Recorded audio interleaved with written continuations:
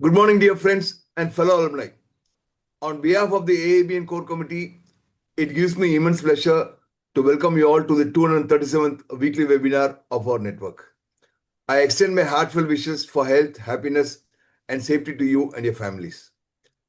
From our earliest supporters who have stood with us since the beginning to the many new faces joining us today, your presence is a reminder of the strength and spirit of our community.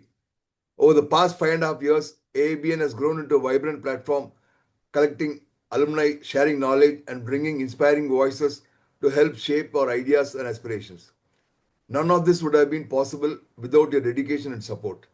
You are not just participants, you are co creators of our success story. Thanks to the power of online connectivity, we continue to meet, learn, and grow together even while staying safe indoors.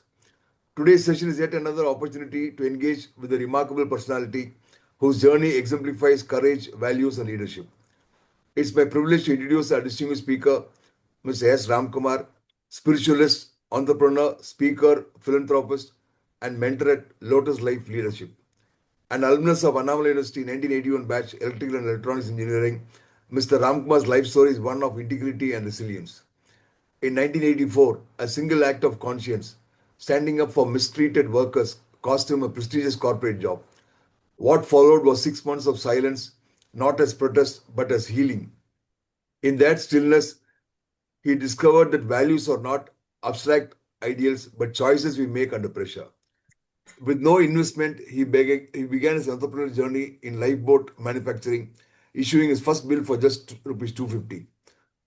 From early setbacks in electronics to pioneering electrical maintenance for Bata showrooms, leading instrumentation for India's first enclosed lifeboat fire test, and later expanding into turnkey site preparation and interior design for leading corporates, his career reflects innovation and perseverance.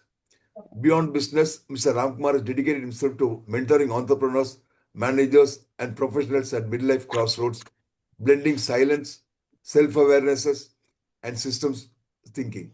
He speaks widely on spiritual entrepreneurship, ethical decision making, and leading without burnout, has authored 3 books and delivered over 100 talks. His contributions to social service are equally inspiring. At the Theosophical Society Adayar, he has served as honorary superintendent, director of the Vocational Training Center, and general manager, training over 350 individuals and coordinating landmark events such as the centenary celebration of the Women's India Movement. He has also volunteered with Sri Ramakrishna Amath and Sri Vivekananda Illam, designing bookshops, building a book bank, and even executing a 3D cinema theater. As a writer, his thought leadership reaches thousands through publications like Infinity Thoughts magazine, Aita newsletter, and the Theosophist. Ladies and gentlemen, please join me in extending a warm welcome to Mr. S. Ramkumar. We look forward to hearing his insights on master your inner world, the subconscious mind, and the power of now. A journey into awareness, transformation, and inner freedom, and on finding success that is not just measured in achievements, but in values lived every day. Thank you, and over to you, Mr. Ramkumar.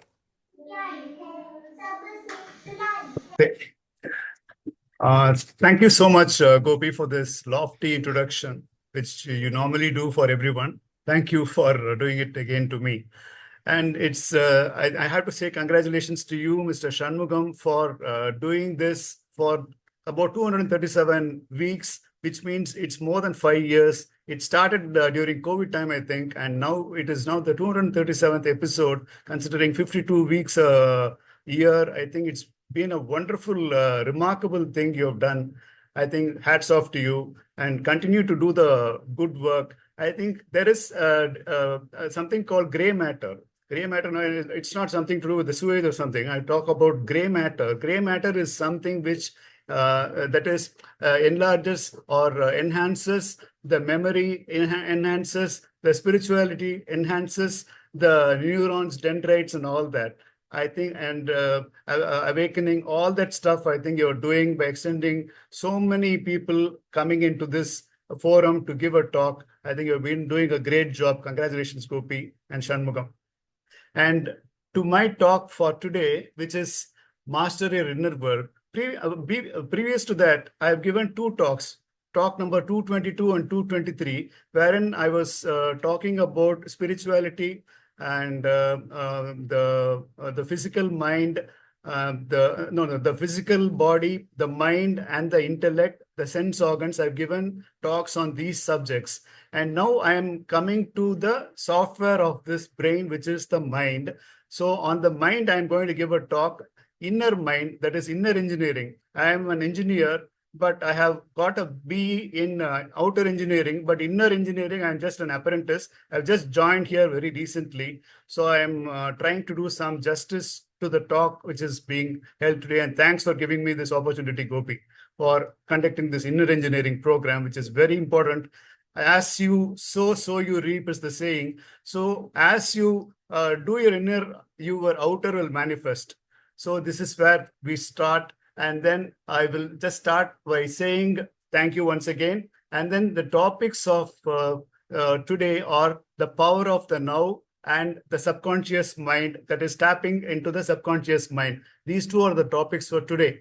I'll just tell you broadly. Study of matter is physics. Study of composition of matter is chemistry. Study of life and living organisms is biology. Study of the mind is psychology. Study of mental illness is psychiatry. Study of scientific principles and instrument and mathematical principles is engineering. Today we will discuss about inner engineering. How to use our mind very efficiently. The power of the now. We will start with that as the first topic, and then we will go to the second topic once we finish the first. Power of the now says yesterday is history. Tomorrow is a mystery we don't know. And now is the present, a gift. So that is why it is called a present, because the present is a gift we give ourselves if we live in the now, here and now. I think this is a gift we all have to give ourselves by living this moment very, very consciously with heightened awareness. Do a simple exercise, please, for my sake, to start off this journey towards the inner world. Keep your hand in your stomach and then start breathing slowly, deep inhale and deep exhale, just about 3 or 4 times. Just we'll start with that and see if your stomach is going out when you're breathing in and when it is going in when you're breathing out. If you do that, I think you are properly understanding the power of that is, you are there in the present. Kindly do that, please, for my sake. Keep your hand in your stomach.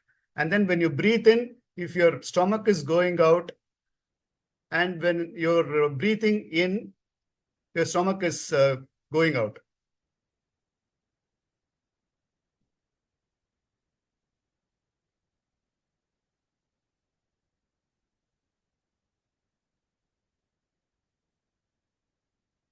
Able to do it consciously, I think you're halfway there, because if you practice anything which involves the breath, I think you're already reached, I would say. And the second point is the power of the subconscious mind, in that how can we harness the subconscious mind to get the best in life? I'll just tell you a small example of how a conscious mind and the subconscious mind are connected. I don't know whether people here understand Tamil. I'll just say only one sentence. Aandavan solran, Annamalai kekran. That is, the conscious mind tells and the subconscious mind listens, and whatever thinking you do inadvertently or advertently, I think it's passed on to the subconscious mind, and the subconscious mind takes it as a command and then executes it. I'll just tell you an example what happened. I was playing cricket. I have played until the first division, and it was the second division match which took place in Ramakrishna Mutt ground in T Nagar. So we were playing a match, and then I was playing some 3 down. I was going to go 3 down. I was padded up, and then I was getting ready because 2 wickets have already fallen and the play was on. And then I was just casually commenting to my friends there, to my other players there, that is there any place, is there any time wherein somebody can get out even without facing a ball? I asked. The other people are laughing. How is it possible to get out even without facing a ball? They said. Then the 3rd wicket fell. I went inside. And then I was standing in that is the runner's side. And then the batsman played a thing. And then I went for a single. Suddenly the batsman sent me back. I scampered back and then I was run out. So what happened was I had already given an instruction to my subconscious mind. How is it possible? The subconscious mind does its work very, very carefully. That is, whatever you think, it will take it as its command and then do it. Here, I was very casually saying that, is it possible for anyone to get out without facing a ball? Yes, the subconscious proved me right. You can get out without facing a ball. And I had to scamper back with people inside laughing at me like I was a laughing stock. So this is what happens when you give some wrong information to the subconscious mind, because the subconscious mind is always hearing what is happening in your mind and your feeling. It is always listening. And whatever you think, good or bad, it takes it as its command. So this is something which we talk second. The first one, we go to the power of the now. See, today's topic, where we are now, how evolution, biology, life, the biography of a human being with the BMI chart, about brain, mind, thought, awareness, mind of the man is the man, present minute awareness, advantages of being in the present, power of the now from the Gita and old traditions, and contemporary thing from Eckhart Tolle, functions of a conscious mind and subconscious mind, the powers of the subconscious mind, manifestation, stories, examples. I'll do my best. This is the first time I'm giving a talk on this topic, so kindly excuse me in case I have some issues with my continuity or my flow or my PowerPoint presentation or something. This could be here and there, please. But I think generally there will be a lot of takeaway, and for you to actually bring it into practice, I think there will be a lot of takeaway, because I'm not talking from the book. I am talking about a lot of life stories and which can be easily implemented by all of you. This is something which I want to tell you, because I'm not a bookie, I'm not a book guy. I'm not very good in, that is, I was not very great topper or something. I used to get 60 to 70 marks average, but I was practically very good. I was creative, and I always think what happens and why and this and that. And my own curiosity and the awareness of being in the present has helped me observe a lot of things. And this is where we are at the moment. I think I'll just go into the slide presentation, please. About the brain, mind, thought, and awareness, because I just give a broad outline as to what this talk is going to be about. The brain, as we all know, is a physical organ, and it occupies about 1 pound weight in a human brain, that is in a human body.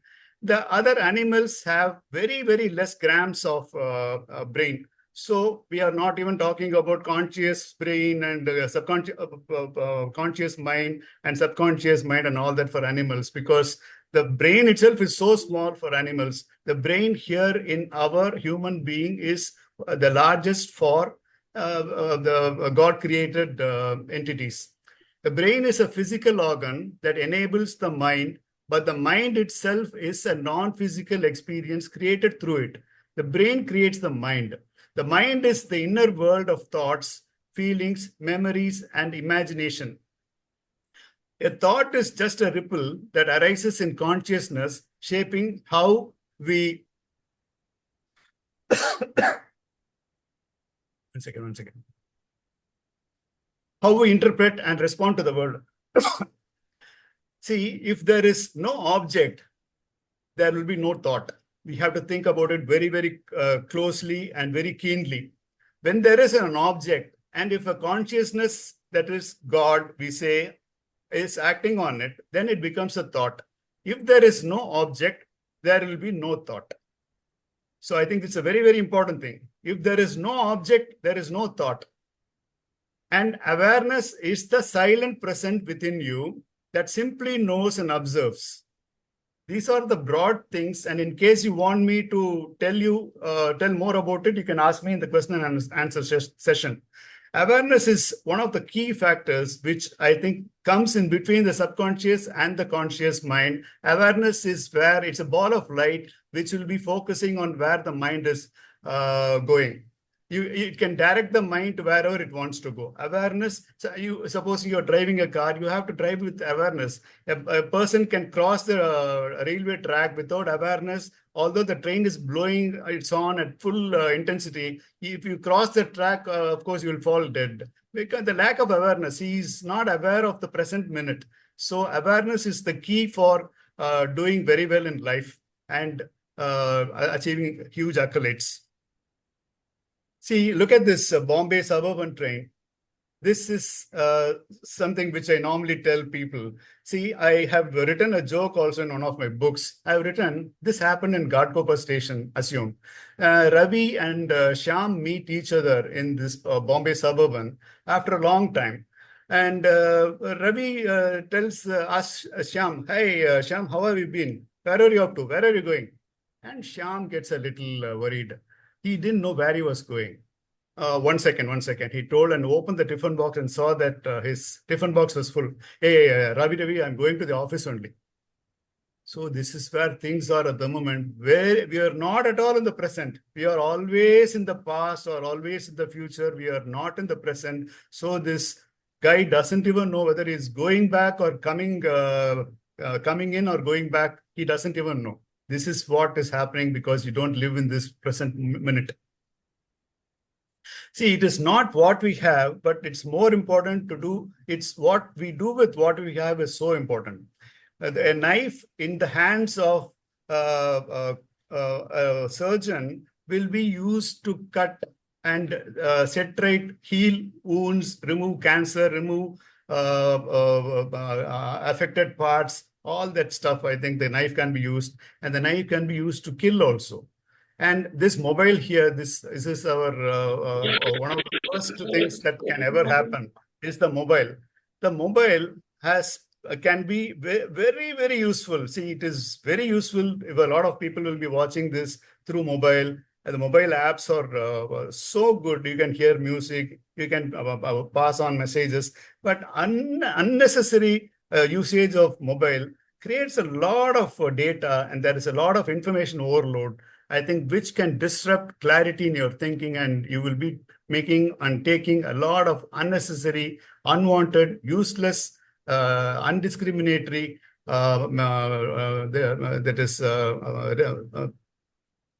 should I say, steps to see that you don't use it properly. So, and this is the brain. The brain also can be used to make or break a relationship and to make it big in life or not do well in life. It can think positive, it can think negative, and it can do both the things. It can store a lot of information and it can retrieve a lot of information. But yet again, this brain, how it is used, whether it is there in the present minute and whether your conscious mind is guiding the subconscious mind to take steps to manifest whatever it has desired, all that stuff depends on how you use it. So it's not what we have with us, a knife or a mobile or a brain, but it's what we do with what we have is so very important.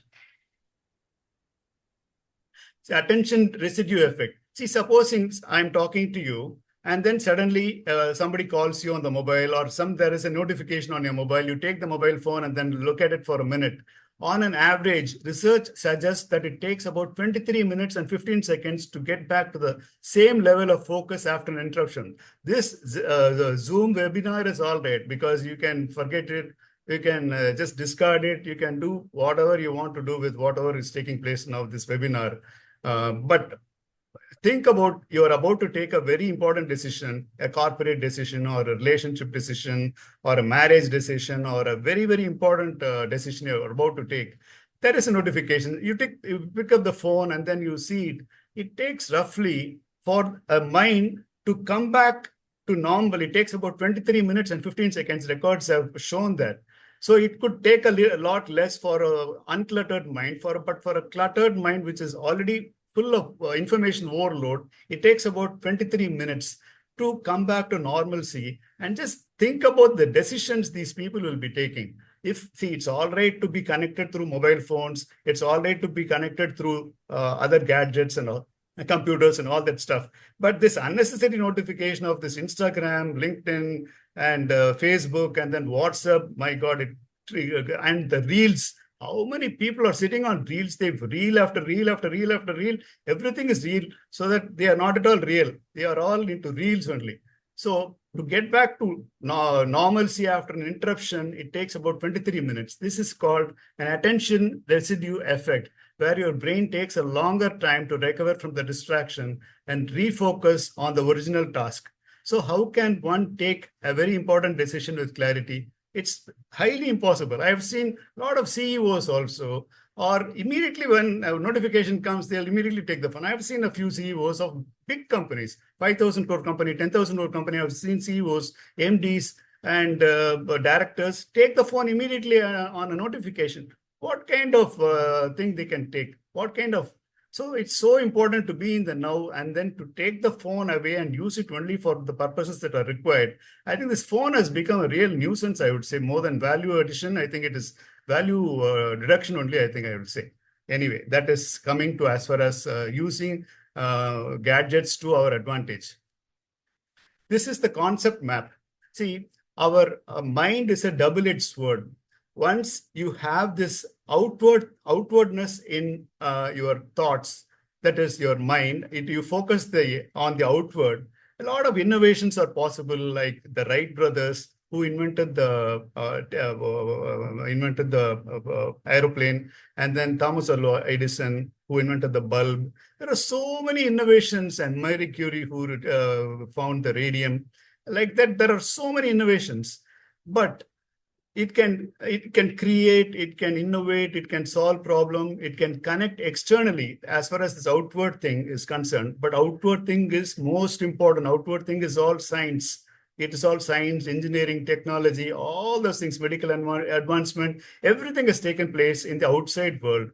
But so much so, we are always seeing the outside, the finances, the properties, the power, the this, the that, the designations, the visiting card, all that stuff are all outward.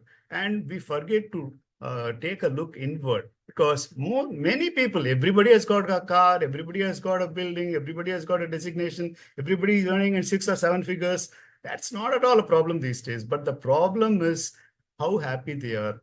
And this awareness factor is absolutely missing. As you saw in the suburban train example, they don't know whether they're coming or going, whether what they want to do with their life, where they are going.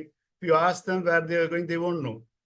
So this is a simple problem. So the awareness, that is the self-awareness, what we are doing with life, you should know the purpose of your life. If you know the purpose, the why, the how, the what, and all the resources will start happening. And you won't believe, you will get enormous peace if you connect inward.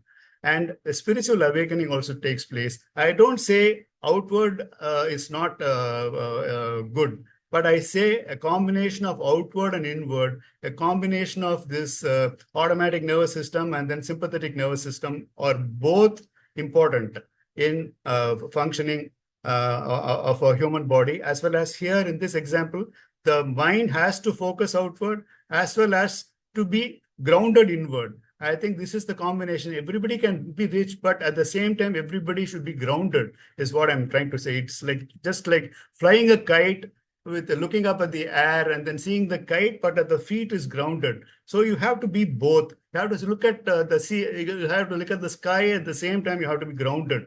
This is what I mean by being outward. You have to achieve smart things. You have to achieve 6-figure, 7-figure, 9-figure salaries and figures also. But at the same time, if you're grounded and practice meditation, practice self-awareness, practice inner peace, and then spiritual awakening, I think you have done very well in life. I think by doing this, I think the world will also evolve as you do acts like this.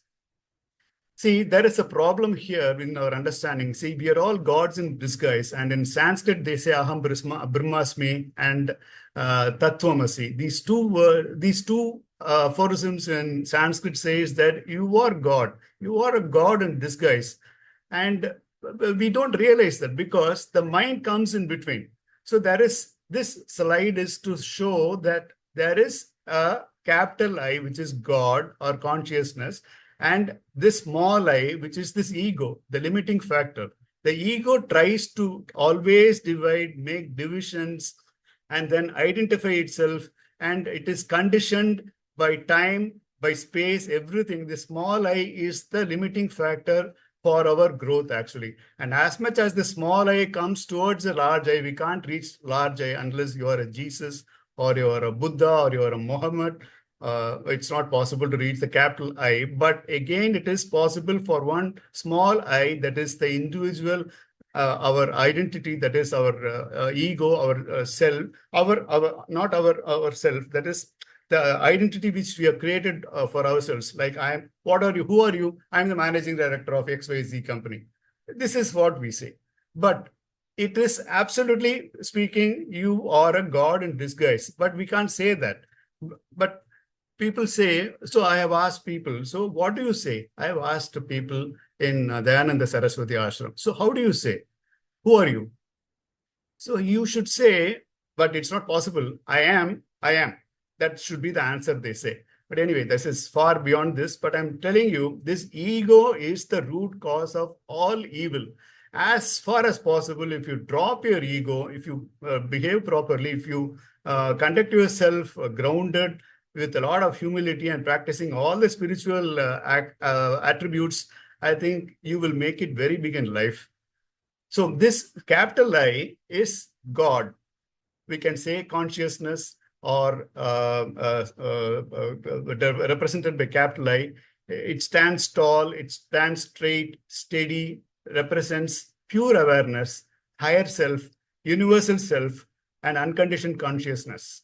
See, the mind is, actually speaking, a universal mind. If the subconscious is also called as consciousness here, because the subconsciousness and our eternal self, actually, when we die, goes and goes to another world to get into another body. So the subconscious mind is a universal mind. We can say that the subconscious mind is also God.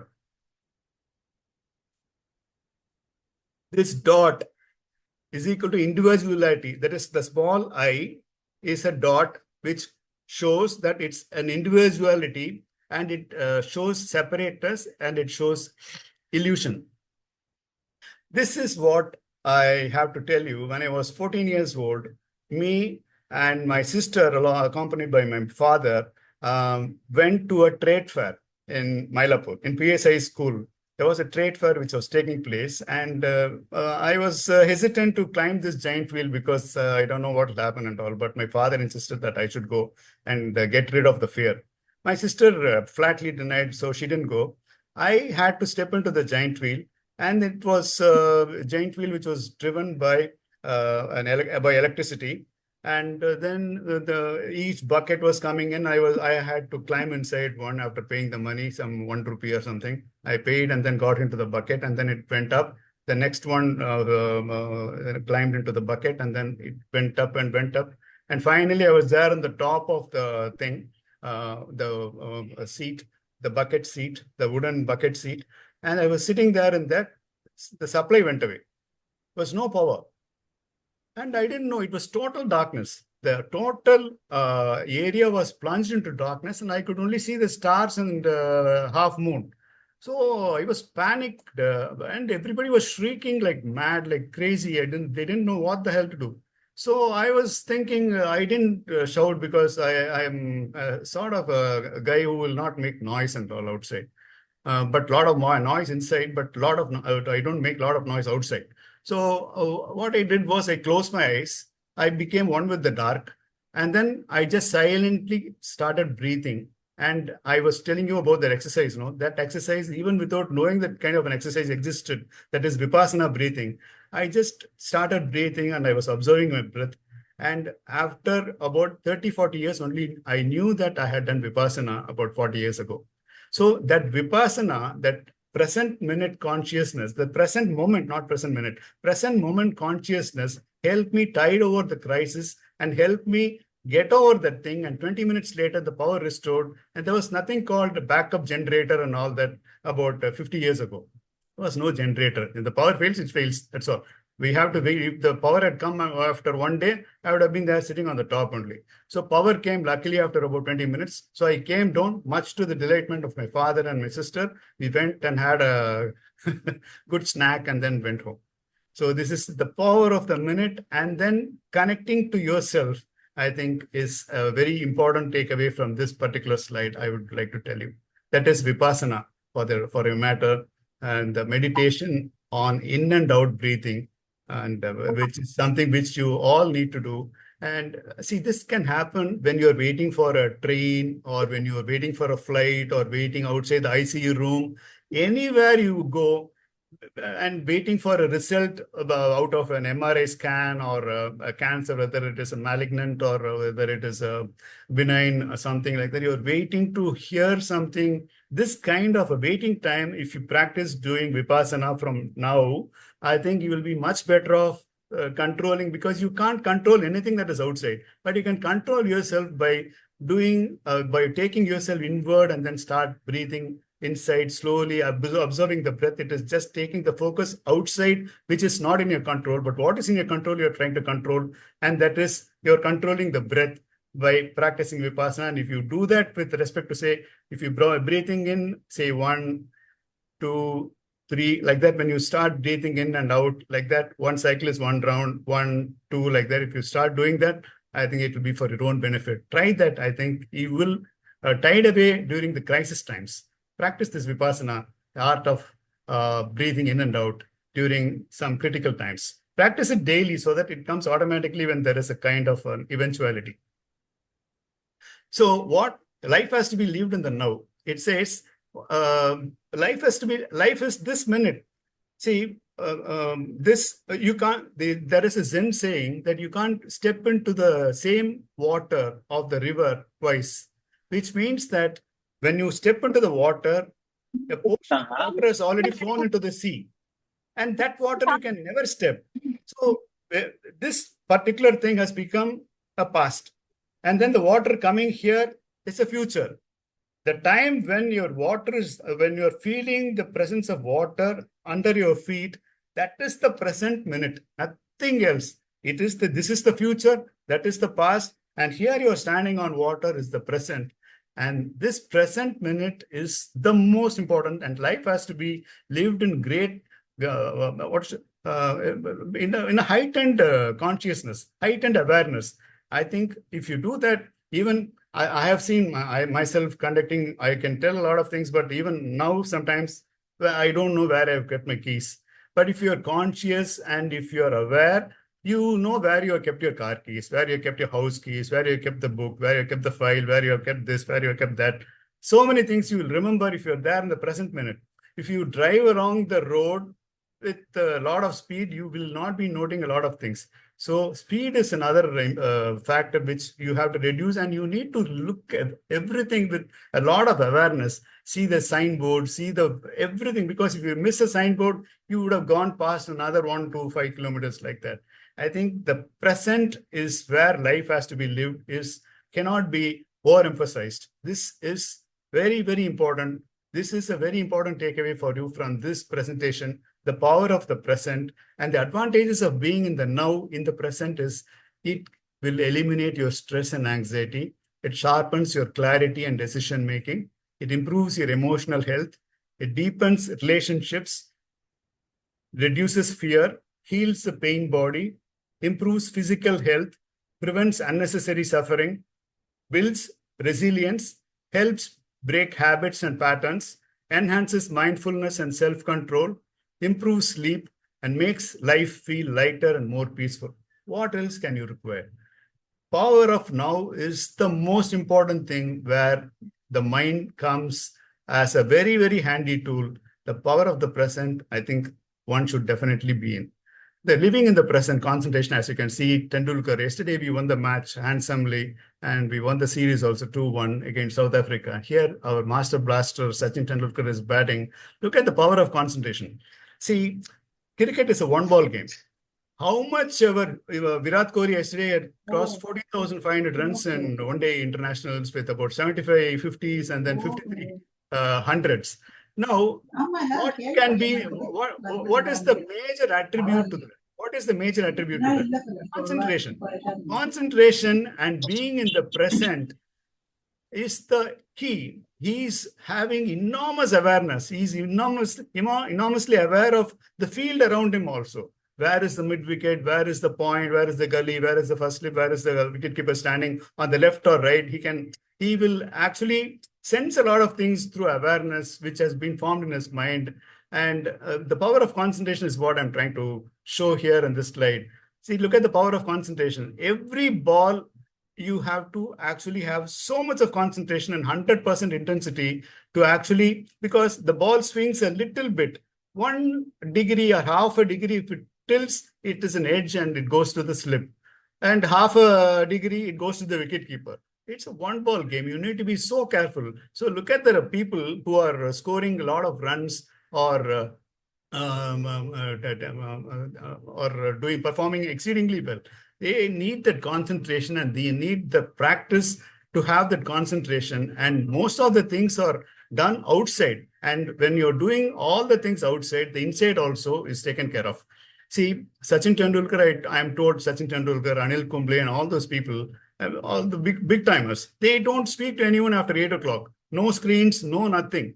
They just go back and then they just remain with themselves, no outside noise.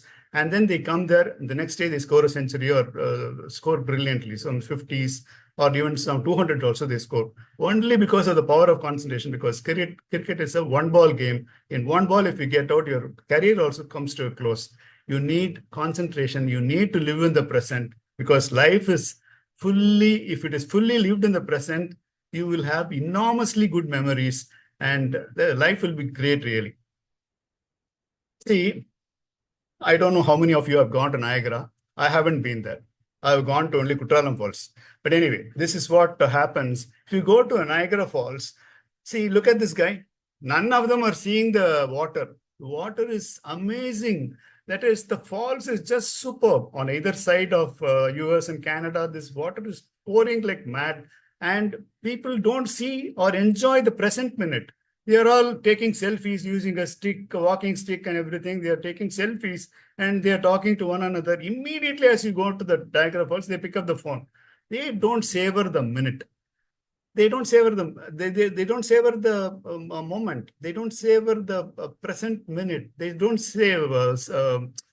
they don't enjoy the present minute. So this picture anybody can show, only that it is taken in your camera. That is all what you can take it as memory. But you will not forget. You will forget immediately as soon as you leave this place. You will not even remember this kind of a thing has taken place. So this is what life has to be in the present minute.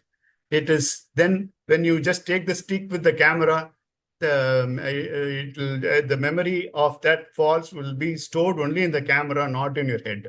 What is the use of going all the way to Niagara without having a memory of seeing the falls? Only your phone will have the proper memory to actually extricate and then show you this one.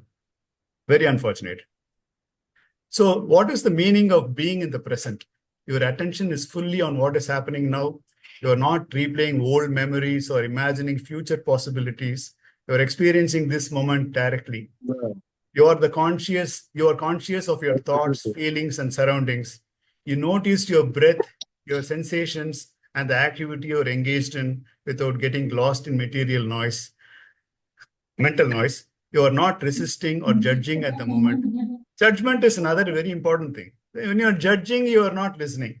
And most of the people don't listen at all. See, my cousin used to say this very often. See, I'll just prove that that guy is not listening to me. So he will just walk up. We are both walking on the road, and then somebody is coming from the other side. Sir, may I not know the time, sir? You'll ask. May I not know the time? This fellow has not even listened to this guide properly. He will ask, for my own sake, he will ask it very slowly. Sir, may I not know the time, sir? That fellow will say, it is 10:40 p.m., sir. Who asked you?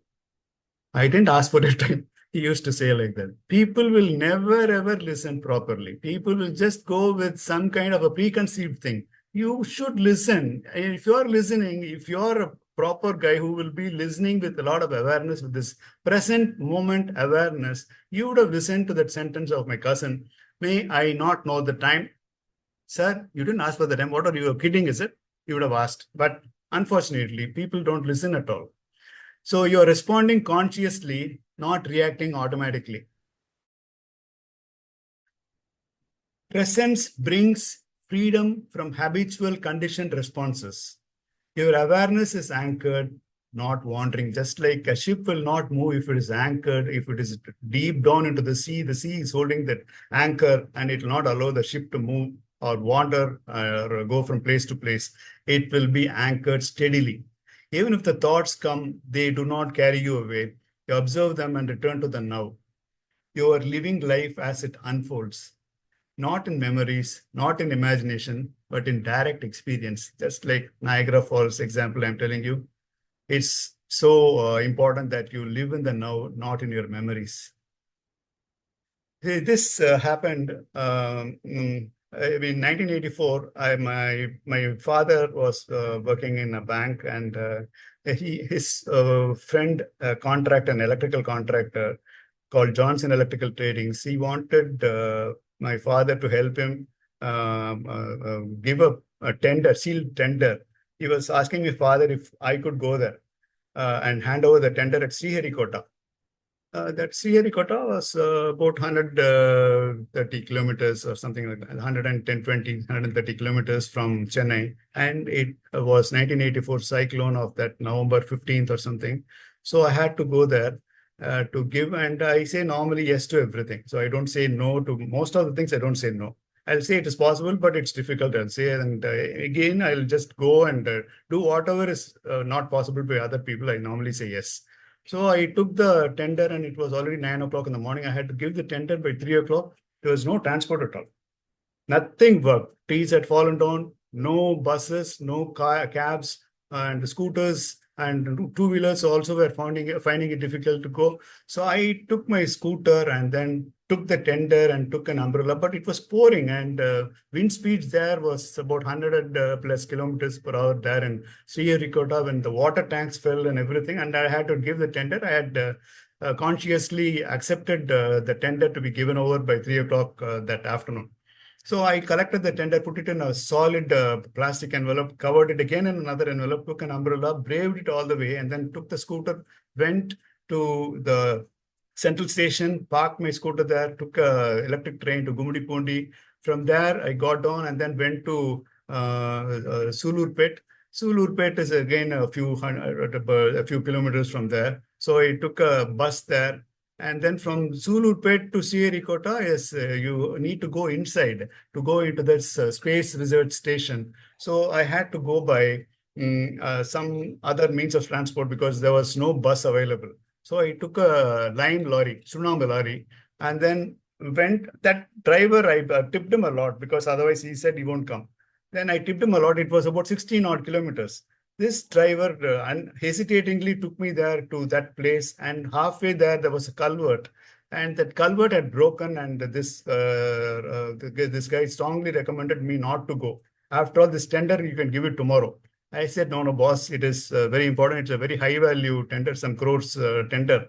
I can't go back home and all without giving it because I have accepted it, and then I've committed also. When I commit, I normally perform. So I told him, no, boss, I can't do this. So he said, sir, do whatever you want. I'll wait here until you come. So then he was standing there. I had to get out of the thing, and it was pouring like mad. And then I got out of the lorry, and it was pouring, and I took the umbrella out and then just lifted it. And then it went off like that. Then the umbrella actually, it didn't serve any purpose even for 1 minute. So it got blown away, but I was holding the stick of the umbrella, so it didn't fly away. So I had to keep this thing, the plastic cover on the top, and then started walking. And then it was already about 1:30, 1:40, like in the afternoon. I slowly started walking, and then lightning was there, thunder was there. Any second, I would have lost my life. And there were only trees and avenue trees like this, what you see in the picture. And I just started walking, and slowly I walked. And then the time was getting, I looked at my watch, and it showed a little more than 2. Then I started brisk walking. And then that time when I was running and jogging and all that during school days, where I had won a few cups also in athletics. So that got me into a better position. So I started running, started jogging, and then slowly I gained speed, and then I didn't manage anything. And I was there in the present minute, just focusing one step at a time, one step at a time, one step at a time. I had to manage the potholes also. So I ran and ran and ran and ran, and I knew where the administrative block was. So where the thing has to be given. So I went, and then so this man at the desk asked me, "Who are you?" And I told, "I'm coming from Chennai. I'm coming from this place." The tender had to be handed over. Unfortunately, I think the tender had not reached you on time, so he gave me a second copy of this to be handed over today. Then he told me something which broke my heart. He said, "Sir, the tender opening has been postponed by 2 weeks, sir." He said, and I lost myself there. I just sat on the floor, and then I just was panting for breath. And then he understood where I had come from, this 8 kilometers run and all I had told. And then this present minute awareness and this commitment is a huge thing, I'm telling you. This present minute, you have to action. And this commitment also has to come into picture, and your intent also has to come into picture. And if you're there in the present moment, I think nothing will hurt you. If you just think about another 8 kilometers, you're gone. If you think how far I've come and how far I have to go, again, you're gone. I think you need to, if you're there in the present minute, present moment, you can circumvent, you can cross many a storm like this. And this is the only storm I've crossed so far. And I hope it will be the last storm I've ever crossed. So this is something which I had to tell you because of minding your present moment with great intensity, with great awareness, so that my legs didn't slip and I didn't fall down, and I was there on time. But anyway, it was not in my control that the date of tender opening got delayed by about 2 weeks. And as luck would have it, because of this intense commitment, they gave they awarded, I think his was the lowest or whatever, and they awarded the contract to this man, and this man had to thank me enough for getting me through this because of my sincere and intense commitment towards handing over the tender at the Sriharikota Space Research Center, Rocket Center. Advantages of being in the present. I have already told you. I'll just go through this slide quickly so that I can go to the next one, because the most important thing is clarity. It reduces stress. It reduces stress, and it enhances mental clarity. It improves emotional balance, deepens inner peace, strengthens focus, reduces stress, enhances mental clarity. Oh, it's coming again. So deepens inner peace, strengthens focus. So it is, if you live in the now, I think you can achieve a lot of things. You can increase the quality of your life. You will know what exactly you are doing. See, Zen Buddhist people, a little mad people in the Osho community sometimes before a long time ago in Pune and all, they will go full speed with the car, and they used to bang the wall with sitting in the car, and they will see how they got hit and how they are injured and everything. They were so crazy. Until how long were they able to concentrate and be aware in the present minute? They went so crazy. We are not telling anything like that, but I'm telling you, there are people who knew the power of the present, power of being in the moment. They went to such a limit, such an extent to do something so crazy, to see how they got injured, how the car rammed into the wall, and how the seat bags were also there. The airbags were there, and then it came out and all that. They were absolutely enjoying the whole process. This is what is being in the present. It does a lot of things. Anyway, you can see it in the YouTube video, because I'll go to the next screen. It does a lot of things. It improves decision making, because finally life is all about taking choices, and consequence will come. Again, you take another choice based out of the consequence. You will see another consequence or the effect, and take another choice. And the improved decision making. Life is all about decisions only. The decisions you take, if you live in the present minute, present moment, you will almost take a right decision only. So this is what a slide which shows how intensity we are working in. This beta state is where we are at the moment. Normally, even now, at the moment, as I'm talking to you, my mind, I'm telling you, it will be operating between 12 and 30 hertz. And we have about 60,000 thoughts a day, roughly, on an average. Beta waves operate between 12 and 30 hertz. And what happens when it is like that? The mind is busy, restless, and outward. As you increase the hertz, if it goes to 20 hertz, 30 hertz, 35 hertz, 40 hertz, well, your mind will just do things automatically without any conscious effort. So if you're doing it slowly, the mind of a monk, very few thoughts per day, alpha state or theta state dominate. That will help in peace and deep awareness. We can't be a monk, definitely no. And we can't be operating at, say, more than around 30 hertz frequency. So we have to find a balance, and that balance can be achieved if you are in this alpha state. If you see exactly in the center of this line diagram kind of thing, no? This alpha state operates between 8 and 12 hertz. As much as you are there in this alpha state, which operates between 8 and 12 hertz, your resting state, your mind is very relaxed, very calm, very focused, and in a meditative mood. And if you are able to actually, most of you will have your watches, digital watches, which will immediately show you when you lift your watch up. My thing is now showing 107 because I'm talking so fast. It is showing 107. 107 is not good. 107 is not good. So how much time I can operate at 107? It's not cool. So supposing if I talk slowly, leisurely, and not agitated, because I have about 75 slides to go, and now only about 10 or 20, 10 or 15 or 20 have gone now. I'm in a hurry actually. So my waves, that's beta waves now is oscillating at a higher frequency. Now my heart rate is now showing 100 and my pulse rate is showing 107. It's not cool. So, but I need to present this. It's all right for me actually. But nevertheless, but I can't do this all the time, and I will go bonkers, and I will not be able to take a good decision. So life is all about taking decisions and taking choices.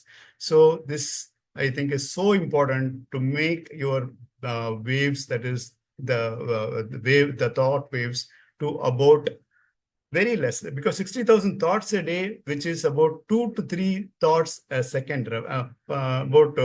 In 2-3 seconds, one thought will come. This is the approximate calculation I made that day. But in 2-3 seconds, one thought will come. Another 2-3 seconds, another thought will come. So how can you manage taking decisions if so many thoughts, and added to this Facebook, this one LinkedIn, this one Instagram, and others, not 60,000, it will go to 100,000 thoughts also. So where can you take good decisions? Thoughts have to come down. So for that, this alpha state is good. And then theta state is, if you do meditation properly, if you go to, say, Dalai Lama or Thich Nhat Hanh, or anybody for that matter, or anyone who is there doing deep meditation, I think their things will be operating at about theta state. That is our sleeping style. They will be awake and then they will be operating at theta state. I think you should do yoga and you should do pranayama. You should do meditation to calm your mind, because finally it's all about the mind only. The mind matters. The mind builds you or the mind breaks you. And keep your mind in proper control. Mind should control you. No. You should control the mind. The mind should not control you. You should control the mobile phone. The mobile phone should not control you. So this is a very important aspect. Who uses what is what I'm trying to say. It is very important that we use the mind for good purposes and not for wrong purposes. So this is it. The power of the now from the Bhagavad Gita, old traditions and also contemporary view. I'll just take it through our old traditions from the following slides. Present moment awareness, spiritual insight, and Gita wisdom. I've taken a lot of cues from a lot of books. I've been taking notes all the time. See, most of the time I'm reading only. I do some service, else I read or hear YouTube videos. And that's about it. Or I help somebody, and that's about it. This is the time I spend. The last 15 years, I've been very successfully doing what I told you just now. I've been helping, that is a service without any expectations, honorary service only everywhere. Theosophical Society, Ramakrishna Math, or everybody. And I'm aware of whatever I am doing. I know what I want exactly. I left my business. I was doing well. I left my business 15 years ago. And this is where I'm heading for also, to teach to teach people about spirituality, about the functions of the mind and how one can benefit out of inner engineering. That is the talk of today. It's my sincere attempt to make it possible for you also to look into this and then get some benefit out of the talk which is happening today.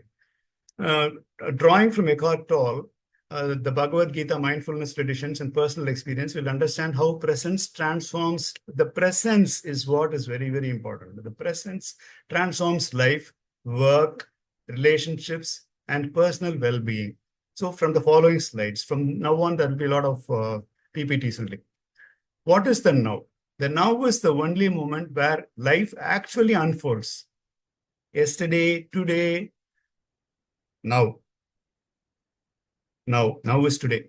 Tomorrow, we don't know what will happen tomorrow. Yesterday, it's a past. Now, this is water under our feet. Water under our feet. This is the now. This is the present minute. The now is the only moment where life actually unfolds. Not in the past, not in the future. Only here, this moment, this microsecond. When our mind stops projecting fear or longing, clarity emerges. Clarity, enormous clarity will be coming if you're there with heightened awareness. Commitment and action becomes very powerful. You can see those people who are practicing Tai Chi or who are like Bruce Lee. His awareness levels, oh, phenomenal. The power of the present. Power of the present. 1 second and you lose your life. Those people who are all practicing martial arts, this particular microsecond is very important. That is so important, the power of the now. Commitment and action become powerful only when rooted in this moment. Central insight of the Bhagavad Gita. Suffering arises from the mind's interpretation, not the situation. Happiness exists only in the now. Suffering doesn't come from what happens. It comes from our thoughts about what happens. Everything is like that. See, even World War II was fought by Adolf Hitler. First, it formed in the mind. Then it translated into action. It happens in the mind and then translated into action. So the single insight can change your entire life. That is living in the now, because the present is happening only in this microsecond, not before or not after. This particular second you should cherish. You should live with heightened awareness. The now doesn't contain suffering, only the mind does. The now doesn't contain any suffering. If you just see like this, as the camera sees, see, there is a camera in front of my laptop now. The camera sees with nothing, no judgment. It doesn't think about the past frame. It doesn't think about the future frame. It is just looking at me, showing me in front of you and all that. It should be like that. We should be a sakshi. We should be an observer. It doesn't, if you just see here like this without any thoughts and your mind stops thinking, and now this is the present minute, and now this now doesn't contain any suffering, but the mind does. The mind wants to differentiate. It always divides. So the mind does all the mischief. The mind of the man is the man. If the mind is controlled by the man wins. If the mind controls the mind wins. So whoever is controlling, I think, is the winner. And we need to control the mind. The mind should be in our control, not in its. The past and the future illusion. The past is memory. The future is imagination. Only the present is real. Both exist only as thoughts. Yet the mind constantly drags us into them. When we see that only the now is real, life becomes lighter and more manageable. It's very easily understandable, right? And psychological time. Psychological time is when we live mentally in the past or future, regret, guilt, worry, anxiety. But if you live in this particular microsecond, there is no fear, no worry, nothing. You just breathe and observe the breathing. Everything will change. Slowly it will change. It will change. It will change. It will slowly change. Finally, there will be no more anxiety, no more regret, no more guilt, no more worry. When we awaken to presence, psychological time dissolves and only clock time, the practical aspect of it remains. The clock aspect is different. The psychological time is different, and we are interested in the psychological time because time management is not clock management, it is life leadership. And our life leadership begins when we understand psychological time and we need to awaken to the presence. Nature of the mind. What is its nature? The mind's job is to divide, as I told you. It will analyze, it will label, and its favorite job is to judge. It's not even a lawyer, but yet it starts judging.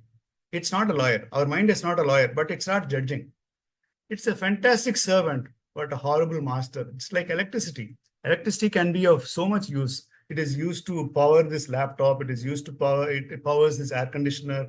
It powers so many things, lights, everything. But it's a bad master, electricity. It can give you a shock.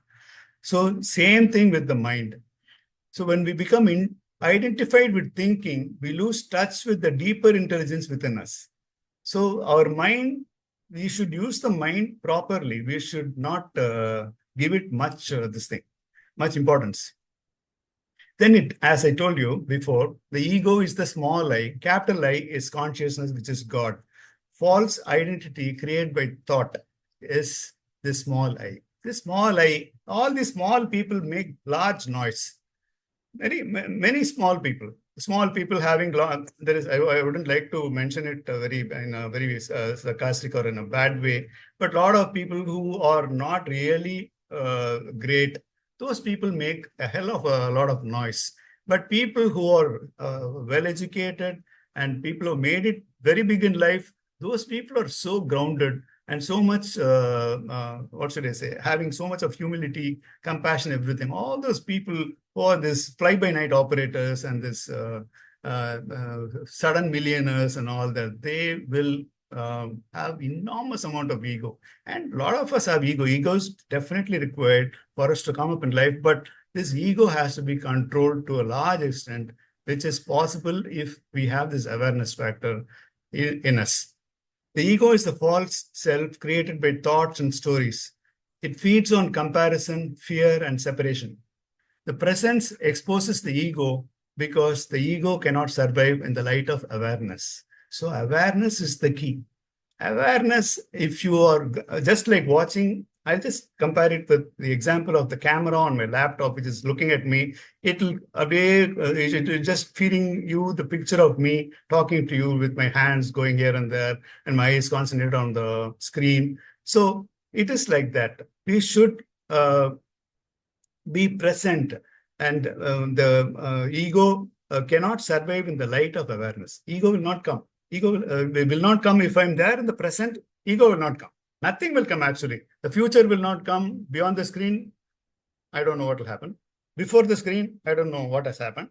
So right this second is the time when you are living actually. And life is this, it is this moment. And when you are born in this world, when the baby comes out of the mother, they will see what time was it born? 12:49, 6. They will say like that. So that second also is so important. That is the moment when it is born. That decides the lagnam also of when you see into this horoscope and all. I think this lagnam matters because every 3 or 4 minutes, I think the lagnam changes or something. I think even that particular second, 12:49 and 53 seconds, they say because that is the moment when the child was born, nor before, nor after. I think that's very important. Ego in daily life. Ego, it seeks validation. It always wants to control. A lot of people, just like that. I was parking my car in A to B that day. There was a parking slot for 100 cars. and there are only 2 cars there. I parked the car in the 4th slot or 5th slot. That fellow said, "Don't park it there. Take it out, take it out." Then he had a loud whistle also. He blew it and then told me to park it next to the second car. What happens? He wants to control. He wants to control. So I parked the car. I didn't say anything. It's all right. So I let him do his duty, because the manager would have told, let the cars be sequentially parked. Although there was place for 100 cars, I had parked it only in the 4th slot. There are only 2 cars. He told me to remove it and then park it in the 3rd slot. So I did it out of respect for this man. I didn't want to antagonize or say anything bad to this security person, because security people are the poorest. That is, their job is the most lousiest, according to me. So I just did what he commanded and then parked it in the 3rd slot and went. So egos is the major thing. Is it controls, and it takes validation also. How did I talk today? This is supposing I finish my talk and go to my wife. She's listening on the other room. So I go and ask, "Hey, how did I do my talk?" She, I don't know, to please me, she might say, "Yes, oh, you did well, but you could have done better," something like that. She will say, and I need validation for that. I will call Gopi and find out, "Hey, how did it go? How many people saw this? And how many people liked it? How many comments come?" Ego. And ego thrives on regret and worry. Always worrying, always anxious. It's not in the past or the future. Life has to be life has to be lived in this moment. We always regret about the past or worry about the future. This is all what our ego does. Our ego is a big villain in our life. You are not the mind. You are not the body. You are not the body. You know why? Because there are about 6 trillion cells roughly in our body. They say roughly. It could be more also. Who knows? So every day, so many millions of cells die and so many millions of cells are born. So with the result, roughly about within 1 to 2 years, there is a total number of new cells in the body, including the liver, including the mind, including the brain, including the heart. Every cell changes and it is replenished. So we are not the body and we are not the mind. So who are we? We are just like this camera on my laptop. You are Sakshi, the witnessing. You are the witness. Awareness is our true nature. This is capital I is our true nature. And I, this petty little ego, is the judge, is the whatever. It's not even a lawyer. It starts judging and all that. So this is the shift I think you need to bring about. You are not the thinker. You are the awareness watching your thoughts. And when this realization deepens, peace becomes natural. You begin living from being, not from mental noise. One second, I'll just take some water. See, this living in the present also means, oh, sorry, this is tea. It's not water. This living in the moment,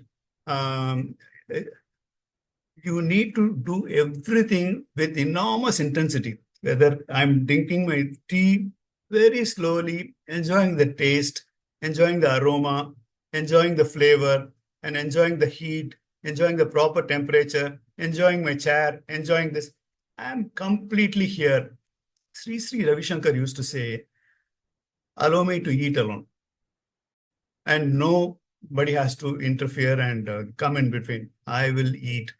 And 12 o'clock, I start eating. 12:30 until 12:30, nobody should come. Eat silently. Gaur Gopal Das had said, you must be knowing definitely. He says, I will take bath in a way that I love being in the and enjoy taking bath for 15 minutes. So that is every second you enjoy your time or you know what the hell is happening. You should know what's happening. Every second you enjoy. We have a business lunch. What will you do? Are you living in the moment? Business lunch. So you go for business lunch wherein you will not be eating, you will not be chewing properly, you will be talking business. You will neither do that properly nor do this properly. You will have business properly at office or you will have lunch properly at a restaurant or at a home or whatever. you will have a business lunch. So what can one do? What kind of decisions can come out of that? Seriously. Some of the decisions which are really, really good are taken during or taken at a proper, do one at a time with enormous concentration. No phones here. No phone should be brought out. In fact, at A to B, at Adayar Ananda Bhavan, I used to see people when they come, the Assamese workers and those people who come from far north, their phones are taken away by the management. And then only they are allowed to go inside. The phones are returned back to them by evening. So only when they are working like that, they are given employment, number one. Number two, they will do a good job also because they will not have any other issues. Here, acceptance over resistance. Resistance creates pain. Acceptance opens the door to peace. Acceptance is a very important factor. Even here, for the subconscious mind also, acceptance is very, very important. And resistance creates pain. Resistance is the source of emotional pain. Acceptance doesn't mean passive surrender. It means aligning yourself with the truth of the moment. From acceptance, intelligent action arises. Stillness has enormous power. Stillness is clarity. Stillness, if you be still and know that I am your God, Jesus told long back. So what was he saying? It applies to Jesus, it applies to ordinary person like Ramkumar also. It applies to everybody. So be still and know that I am your God, because you become the witness. If you are a witness, if you are a sakshi, if you are living in the present with heightened awareness, you are God in disguise. That's about it. So stillness is clarity. Stillness creates presence.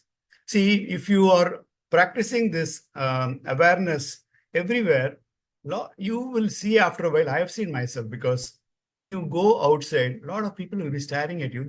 Here is a guy. Or people who have done yoga for a long time, people who have done pranayama for a long time, people who have meditated for a long time, people who are there in the present for a long time. All these people have done only this meditation or pranayama or yoga. You are in that particular present moment, and then people outside will see you as something different. Something different has happened to you. If you are there with deep awareness, if you see just like the camera of my laptop is looking at, I think people will recognize as something has happened within you. Something has happened. They will not say something has happened within you. Something is happening to you. What has happened to you? You change your diet, or you went somewhere, or you're not feeling well, or something like that. They will ask. We will be different. We are noticeable. We are made noticeable by our energy, which is coming through by means of our awareness. Stillness is not about sitting quietly. It is an inner state. So this is the difference between meditation and sleep. So there is a lot of difference. Meditation is a highly alert state of consciousness. Sleeping is different. Sleeping, you allow your whole thing to settle off and you're not conscious. Being conscious, being highly alert is meditation, and not at all alert and sleeping is different. Stillness is not about sitting quietly. It is an inner state where the mind is not agitated. In stillness, clarity, intuition, and strength arise. Just sit in a seat of meditation for 10 minutes every day. You will have enormous results. The clarity of your thinking will go up like anything, and the decisions you will be taking will be phenomenal. You will be getting the absolutely fantastic decisions. All great decisions come from inner stillness. If you are still, at least for 10 minutes a day, continue that for a period of time, say maybe about a month or two, and you will start noticing that you will like that moment, that 10 minutes of your time every day, because your digital detox has already taken place, because your phone is there in the next room. And also you are absolutely still when you don't move, and everything, the world will come and just slip under your floor and wriggling around your feet. You can see that happening. There will be a lot of, because the thing is still. The whole thing is still only. All great decisions come from inner stillness. Awareness breaks suffering. Awareness interrupts ego patterns. Light enters the unconscious mind. We can't solve suffering by thinking. We solve it by becoming aware. I think it's a very important sentence one should take note of. We can't solve suffering by thinking. Something bad has happened, something wrong has happened, which is against your will or choice or whatever. So by thinking, it is not solved. By being aware of that particular situation, you can perhaps solve the issue. And awareness interrupts unconscious patterns. It brings light into the dark corners of the mind. The emotional pain body. Stored emotions react automatically. Presence dissolves the pain body. We carry emotional pain from the past.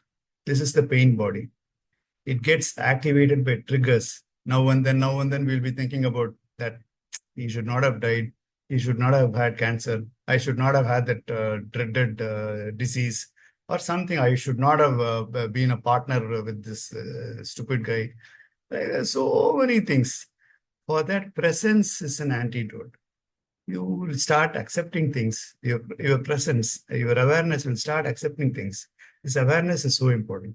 When you observe the emotion without feeding it, don't feed it more and more. It will automatically dissolve. In the Gita, mind as a friend or enemy is the topic. And Krishna says, an uncontrolled mind, he tells it to Arjuna, is an enemy. A controlled mind is a friend. And Krishna tells Arjuna further, your right is to the action alone.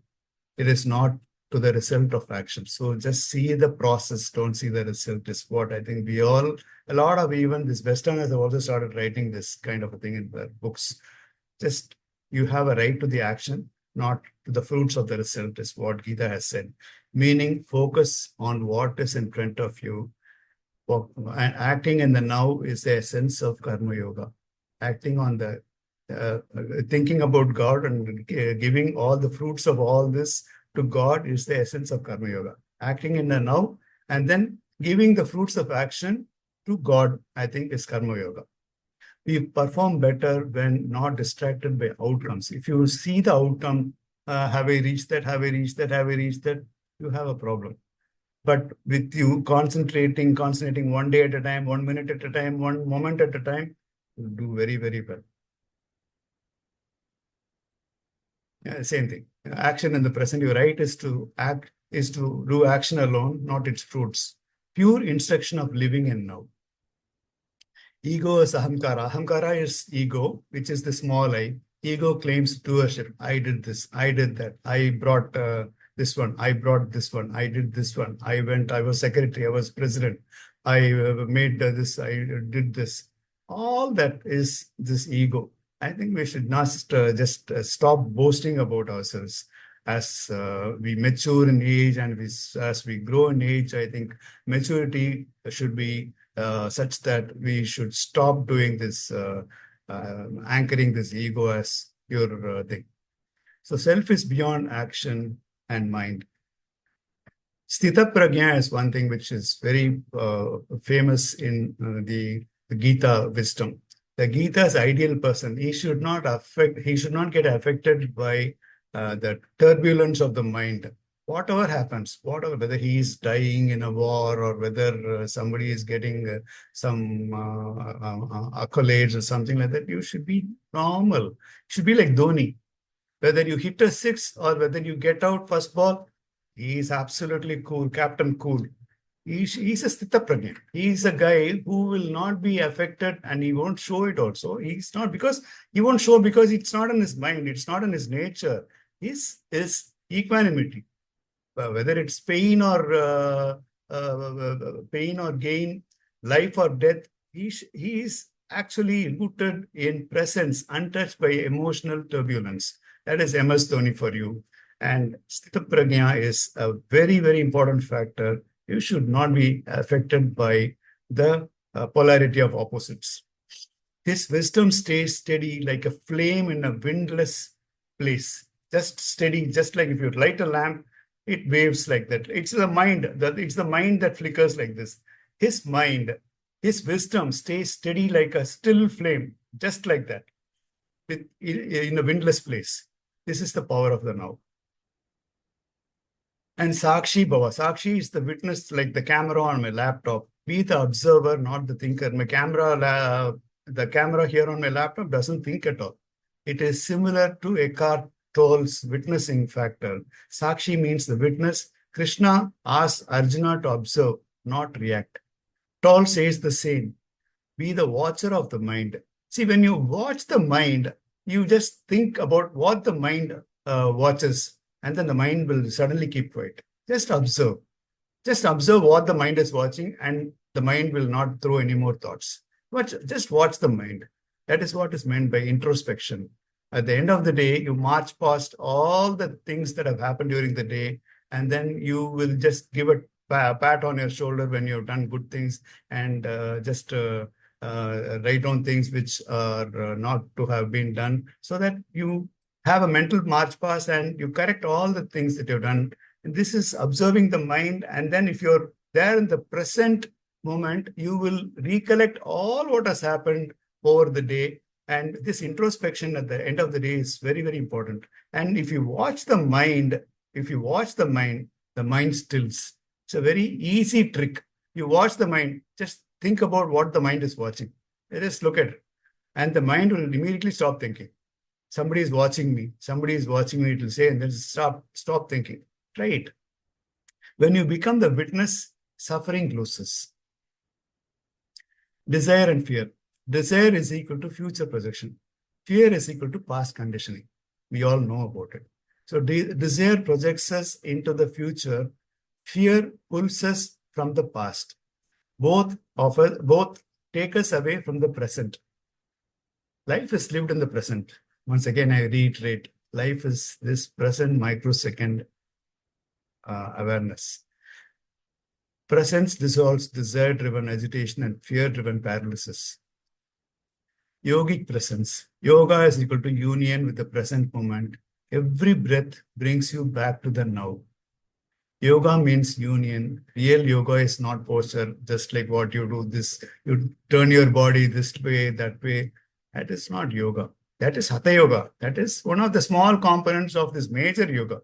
Yoga means union with the whole. It is the union with the present moment here in this particular section. It is the union with the present moment awareness. Every breath, every moment, every action becomes sacred only when it is done in this presence, in this awareness. And mindful essentialness, mindfulness and this vipassana or conscious breathing are all one and the same. Mindfulness is equal to returning to this moment. Peace arises from inner stillness. Mindfulness is simply returning to the moment. A mindful person is awake, aware, and alive. Every action becomes purposeful. Breathing as anchor, as I told you in my giant wheel experience, breathing in, I calm my body. Breath returns awareness to the now.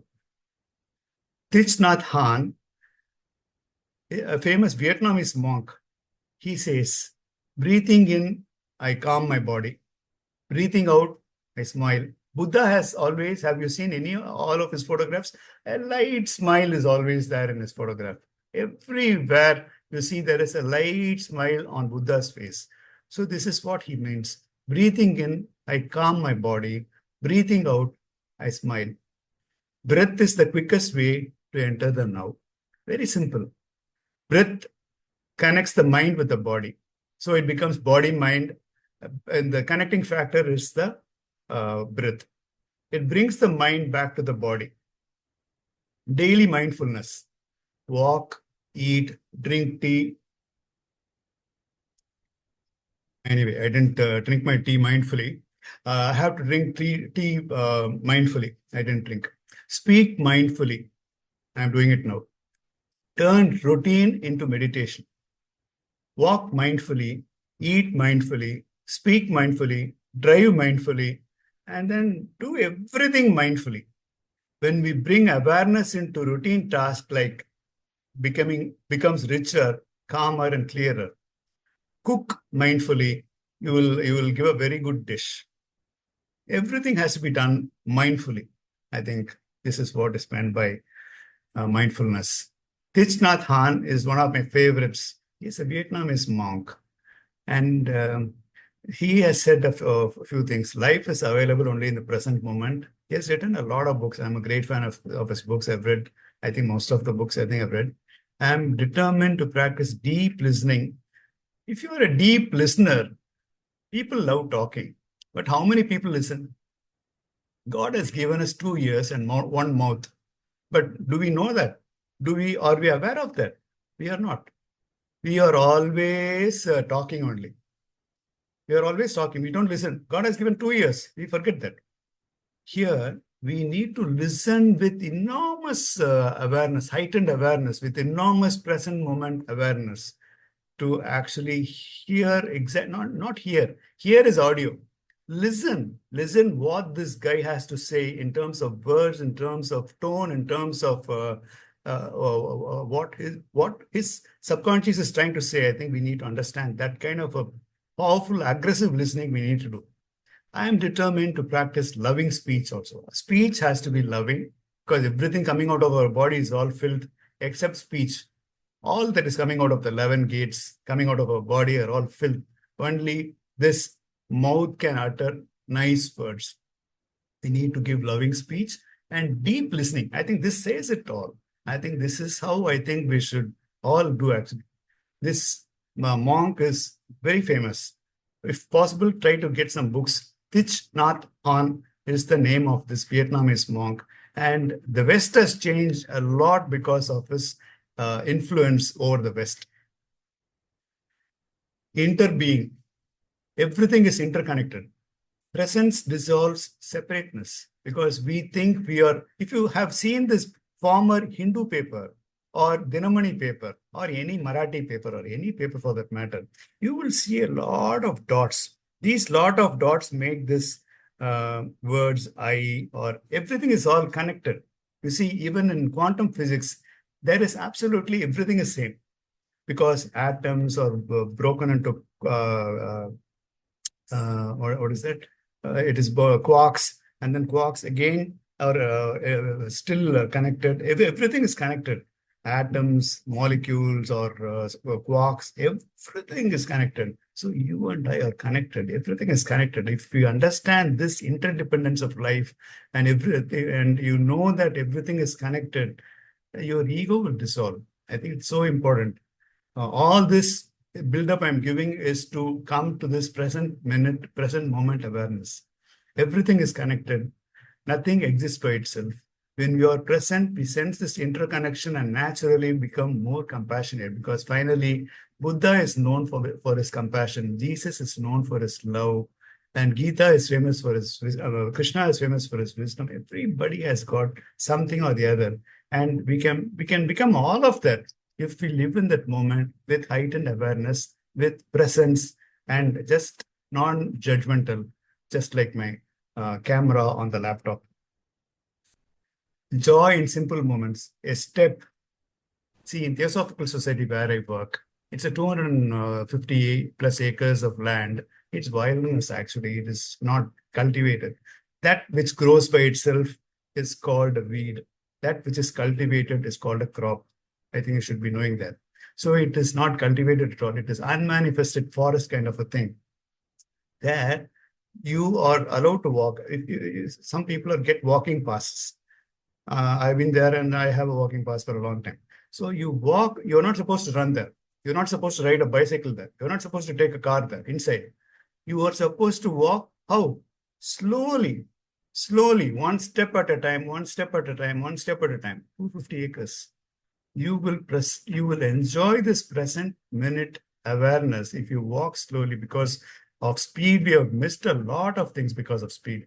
Your bullet train is there. What will you watch? Nothing you will watch. Plane is there. You will watch what? Nothing will watch. Nothing you will watch. You go by a bullock cart, you will watch a lot of things. So I'm not trying to lower the status of a plane or a bullet train, but nevertheless, I'm telling because a lot of life is lost because of speed. Doing things slowly. Here, you're not supposed to run at the Theosophical Society. You're not supposed to run. You're not supposed to do anything very fast. Slow down, slow down, slow down. in it you will find peak dynamism is what is the essence of the whole thing. Slow down your life, slow down your life, slow down your life, and then live in the present, and you will have enormous peace of mind. So presence reveals the beauty of simple things: a sip of tea, a breath, a smile, a step. Joy is not in the big achievements, it is in deep awareness. And the final message for this chapter is be available to the moment. Take the next step, not the next 100. Take one step at a time. Go as far as you can reach. Once you reach there, you will see further. Now is equal to power, is equal to clarity, is equal to freedom. The now is not a concept, it is a way of living. Be fully available to the moment. Do what the moment demands. Take the next step, not the next 100. In this presence lies clarity, peace, freedom, and your highest potential. This is getting completed. If you have any questions, please ask me, because another thing is there, which I don't know whether I can be talking this time or not. Gopi, what do you say? Sir. Hello? Can you hear Yes, me? Gopi. Yes, sir. I have finished this living in the present. Yeah. Now I need to continue with this other next chapter, the power of the subconscious mind, as well as how you can actually take the subconscious mind as your aid to manifest things that you would like to. That Okay. I think can be talked a little later, but now I think because we are changing the chapter, we are going from the power of the now to the tapping the powers of the subconscious mind. I think we can have a question answer session, and if time permits, Okay, we can continue. Yes, we can continue the next week. Yeah. We'll keep the floor open for question answers now. Yeah. I want to ask you a question, Ramkumar. You're Tell me, sir. yeah. Vishwanath, sorry. See, you are talking of the power of the now, okay, but what about planning for the future? That should be done. No, you cannot do things impulsively. You do things at the present, you enjoy the thing, do perfectly, be calm and all that. But should it not be planned? Because I find many people do not really plan for the future, and they are suffering because of that. Because many people, because I'm handling classes for 5th semester, so there is this thing they asked in Harvard. It was a choice. They can write what they'll be after 10 years, 20 years, 30 years. Okay, so a few people in the class wrote down. When they checked after 30 years, they found none of them have come true. Whatever they said they will be after 30 years, none of them have come true. But they observed a very significant thing. People who wrote down, who planned their future, they are much better off than their other classmates who didn't plan at all. So living, I understand. What about planning for the future? That's my question. Planning is definitely required. Planning and then living in the moment. That is the sequence. Okay. Planning is required. Of course, if you don't know where you are going, any road will take you there, correct? So the planning has to come, and then you have to live the moment. Planning comes first. So you should know what you want, correct? So planning. You can't do just like the half-hazard thing and then be in the moment, not saying anything meaningful. You should definitely. I just want to clarify. You should have a goal, you should have a plan, you should have a route map, you should have everything, but live in this moment. Interestingly, this message, a very spiritual message I got from Peter Alphonse, the MP of Trichy, who told about Karunanidhi. Karunanidhi, our former chief minister, used to, when you talk to him, he'll be planning as if he's going to live for the next 100 years. But he will execute things as if he's going to die the next day. That was the secret. Peter Alphonse was telling the success of Karunanidhi. So I have taken it as a very spiritual message for myself. Thank you. I think Vishwanath, the way I understand is, Ramkumar can correct me, you can also correct me. Living in the present also means that looking into the future and preparing yourself whatever is required today. Because future is it may be a surprise, whatever it is. Living in the present also means planning for the future and preparing yourself for the future, and not unnecessarily getting bogged down on the negative things of the past. Pick up only the learnings of the past and use it in the present and also for the future. And calling it as a present for the, I mean, calling it a plan for the future. Do not get into daydreaming and lose your track. This is the way I understand. True, sir. See, life works on cause and effect, sir. Thank you for your input, Mr. Stalin. Life works on cause and effect principle and cause and consequences principle. Cause and effect and choice and consequence. Okay, your question is like this. Preparation, everything that is you take a choice. You take a choice and you execute it. You will find that something has gone wrong. You take another choice from the learning of the mistake you have committed and then come back to this, take another choice and execute it. So this is what I think one needs to do. That is taking choices when it comes, taking your taking choices when it comes to executing it and allowing God to execute His plans. I think is wisdom. That is, you take choices and execute it. It could come in your favor. There are only 4 possibilities of executing a choice. You think about it, prepare it, everything. And as Vishnu told, I am continuing with where he's left. So you continue to do whatever planning he has done and then execute it. And then you will find that there are only 4 results. One is exceed the expectations or equal to your expectations or negative expectations or 0. Nothing has happened. So these are the 4 choices. These are the 4 consequences or the 4 effects. Out of this, if you're happy with whatever you've got, that is more than what you have expected, well, fine, you leave it as it is and continue doing the work. If you got lesser than that, you go to, again, the choice factor and then execute another choice so that, again, another consequence will come. Again, you go back. Like that, I think it will work. Have I answered your question? I don't know. Choice, consequence, sir. First preparation, first goal, preparation, all that will come. And then you take some choice with enormous, see, awareness precedes choice. That is a very important thing. Awareness of even taking a choice has to be there. Awareness precedes choice. For everything, even if you prepare, the preparation has to be done with awareness. Even this goal has to be set with awareness. Everything with awareness, awareness, awareness. And finally, the result will come. The result will be equal to what you are expecting. You would have done something, you would have expected something, something else comes. It could be equal to, it could be opposite to, it could be lesser than, or it could be opposite of whatever you have done. So these are the 4 consequences or effects. And with this, again, you go back. If you're not satisfied with the consequence or effects, you go back to take another choice with a lot of awareness, again, to go into the same sequence.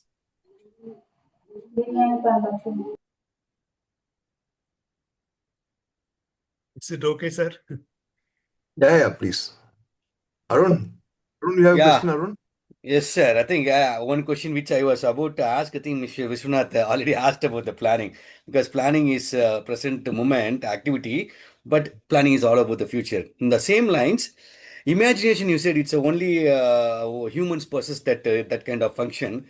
Imagination is also a present moment activity, but when we imagine, it's about the past, future, or fantasy. It's not about present. What is your? I think, can you explain this one, sir? Imagination. Imagination is something of the future. Okay.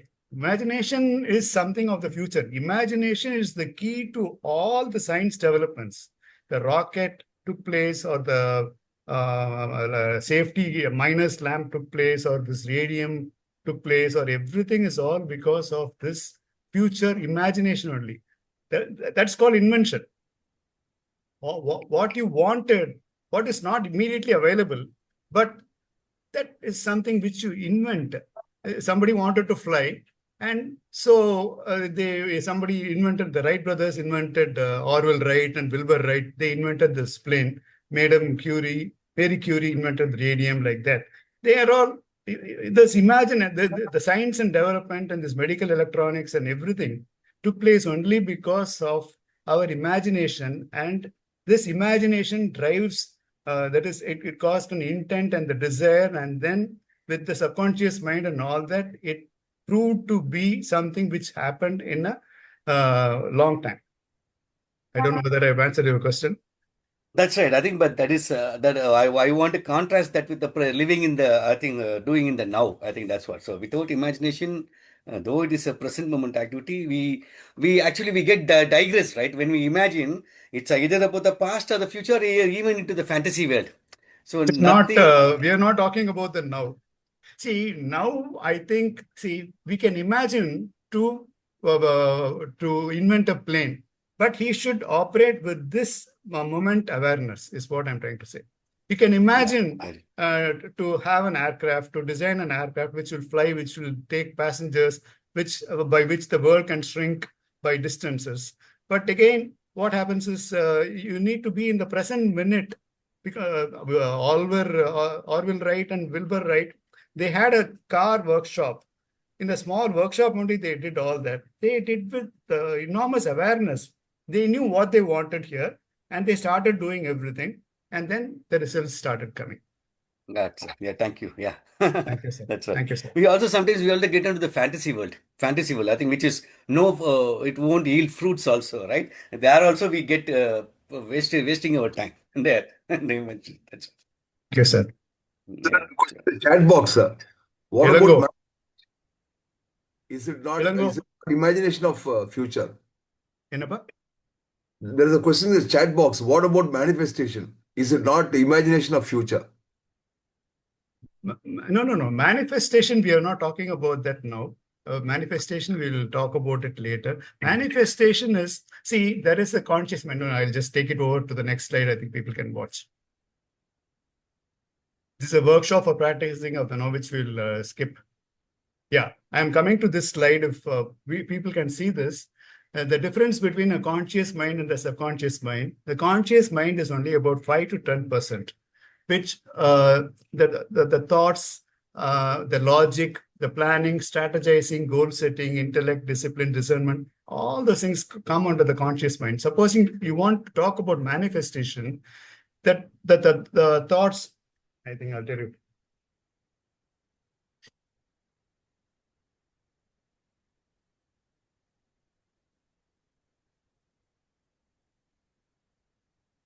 See, please see this slide. Okay. I think we can understand that he's sowing a seed. Sowing a seed is that is planting the intention. He's planting the intention from the conscious mind. He's taking it to the subconscious mind.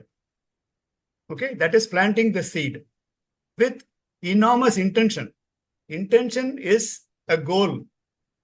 Planting the seed, thinking that it will germinate, it will grow into a plant and all that. He's planting a seed from the conscious mind, which is only 5%, to the subconscious mind. The subconscious mind is a universal mind, which is connected to the rest of the world, to the rest of the galaxy, and everything it is connected. So he's setting the intention of planting a seed, allowing it to germinate after preparation of the soil. This preparation of the soil, which is normally done when you go to sleep, you go with the proper intention. That is 1 hour if you just don't see your screen, if you don't see your thing, and you are preparing the subconscious to receive all what you are going to or want to manifest. So you then go to the conscious mind and then you plant a seed there. I want this one. I want this to happen. I want this man to, I want my liver to start functioning well. I want my heart to be functioning well. I want this, I want that. Some intention, whatever you're planning to sow it as a seed in the form of an intention, you plant the seed. How, where, when the soil is fertile and the soil is fertilized and when the soil is prepared, and then this is the subconscious mind. And You come to the conscious mind, that is planting a seed into this soil, into the subconscious mind, and then visualization that already the crop has come, already affirmation, that affirmation also has to be there. My crop has come and I'm very happy. Like that, you should see the thing as it is, as if it has come already. This is nourishing the seed. Visualization that it has already come into a crop and now I am going to harvest it. Like that, you should see the end in sight with enormous feeling. This is very, very important. Visualization is very important. First, you set an intent and then you nourish the seed with visualization and affirmation that my crop, I can see the crop has come very, very well. It is so nice. You should feel like that, not just like that, but actually you should see the crop and feel the crop. These are all the conditions that are required for manifestation and allowing the seed to germinate. And you should go off the resistance. That is, every now and then, if you just plug the seed and see how much of roots are born inside, every now and then, see, there is a question of allowing the seed to germinate is like, see, every day, the fetus inside the mother of would be a mother, the fetus grows at about, say, 25 grams a day. Supposing you should avoid stepping onto the weighing machine and seeing whether my child has grown 25 grams, another 25 grams. You should just not do that. You should allow the seed to germinate. You should not climb onto the weighing machine every day and see whether my baby has grown by 25 grams every day. Stop doing that. So this is what it means. Allowing the seed to germinate by letting go of resistance. You feel that it has already, you have visualized and affirmed that you can see in your mind's eye that this has already grown and this is already jutting out and it has come into a full grown crop. Now, I think that is the way it has got to be done for making the subconscious work for you. And how do you do that? Cultivating a positive environment. By cultivating, that is, you should actually, before going to sleep, you should plant a thought into your mind's, into your subconscious, through your conscious, that I want this. And every day, if you keep on repeating the same thing and then feeling the same thing as though it has happened, I want a handsome a girl to be my wife. I want a very nice, you can say whatever combinations you want. You want a good husband, want a good child, anything. I want to pass this. I want to get admission into this. Think about it as though you have got it and feel as though you have got it. I think that will be the best possible way. Just before sleeping is the best time for manifestation, not at 12 o'clock in the afternoon and things like that. It doesn't happen. And you have to think about it constantly. Every day you have to do that, because the manifestation is, you should not do small things, like going to a temple and then praying that small thing. I want to pass this exam. I want this promotion. I want this. They're not small things. You should plan for big things. And then I should allow the right conditions before just going to sleep. I think you should plant a seed into the subconscious. I want to actually do some big things. Manifestation can be done. Swami Vivekananda said, take 4 things at a time. In this lifetime, take 4 things at a time and do it so intently. That is, your life should be totally dependent on that. Take that kind of a thing, and positive environment. It is should be created when you go to sleep. You plant the seed of intent in the subconscious mind and visualize as though and feel as though with a lot of affirmation that, oh, thank you so much, God. You have given a lovely crop. And if you think in your mind's eye with a lot of feeling, I think you will get a good crop. You will get a good crop. And you should also visualize the harvesting the crop, receiving your manifestation as complete. This is what I think I wanted to say. If you're okay with this answer. Sir, Sundaramurthy sir, Ulta. Yes, sir. Yeah, it's good, sir. Thanks. Thank you, sir. Thank you. So kind of you, sir. Thank you, sir. Ilangon sir, please go on with your question, sir. Ilangon sir. சங்கம் லிட்ரேச்சர்ல அகம் புறம் அப்படின்னு பேசுறாங்க. நீ mind வந்து inward outward அப்படின்னு சொல்றீங்க. What is the correlation between the two? Enema? What? Agam, see, in Sangam literature, there is Agam and Puram. Is it similar to inward and outward? This is the question Mr. Thiruvilango was asking. Comfortable answering the question. I don't know Aham and Puram Therila. I'm not too sure about how I've understood that Aham and Puram. As inside is so is outside. அப்படிதானே இருக்கும். தலை எப்படியோ வால் எப்படிதான் இருக்கும்னு நம்ம சொல்லுவோம்ல. As is the father, so is the son. As is the mother, so is the daughter. Roughly like that. So as is the inside, so is the outside. That is very true. I don't know whether it is corresponding to the Tamil words there as you used. I'm not too sure about it. But as is inside, so is outside. That is one thing. See, beauty, if you just apply cosmetics and all that, you will look very good. Okay. But you can easily scrape that and you won't look very good. But if you're feeling, if you think about good thoughts and do good deeds, you will automatically look beautiful. So whatever is inside, if you look beautiful from inside, you will start doing beautiful things outside, and you look beautiful also from inside out is the most important thing. Inside out, the chick comes out of the egg and the life is formed. Like that, inside out is what I'm trying to say. I don't know whether I have answered that question. Aham Puram, I'm not too sure about that.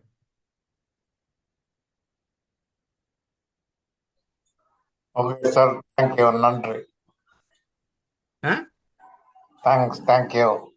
Oh, okay. Pa. Thank you. Pa. Ilangon, sir. Ilango. Singapore Ilango. சொல்லுங்க.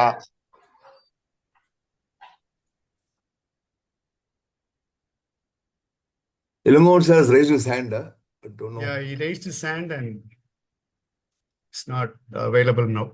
Oh, sorry, sir. I'm available. Sorry. I put in mute. Tell me. Hey, Ramkumar, amazing energy, amazing clarity. I really appreciate your passion.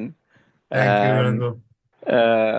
Yeah, I'm trying to understand how we inculcate this type of, quality or the knowledge in the school level, It is important at the early stage, right? So how we do it? You said it has to be done in the school structural, the studies side, or it has to come from society, or they have to learn on their own. How we do that? Because unless, it is going to the people, it is not going to work. It will be just as in the books or in the knowledge sake. That's all. Correct? Perfect. How we do that? The best place to start is from the parents. The parents are the people who have to be tackled first, because the first 6 years of a child's life is so very important. The first 6 years sets up the subconscious mind, because the conscious mind doesn't work so much. Everything, whatever you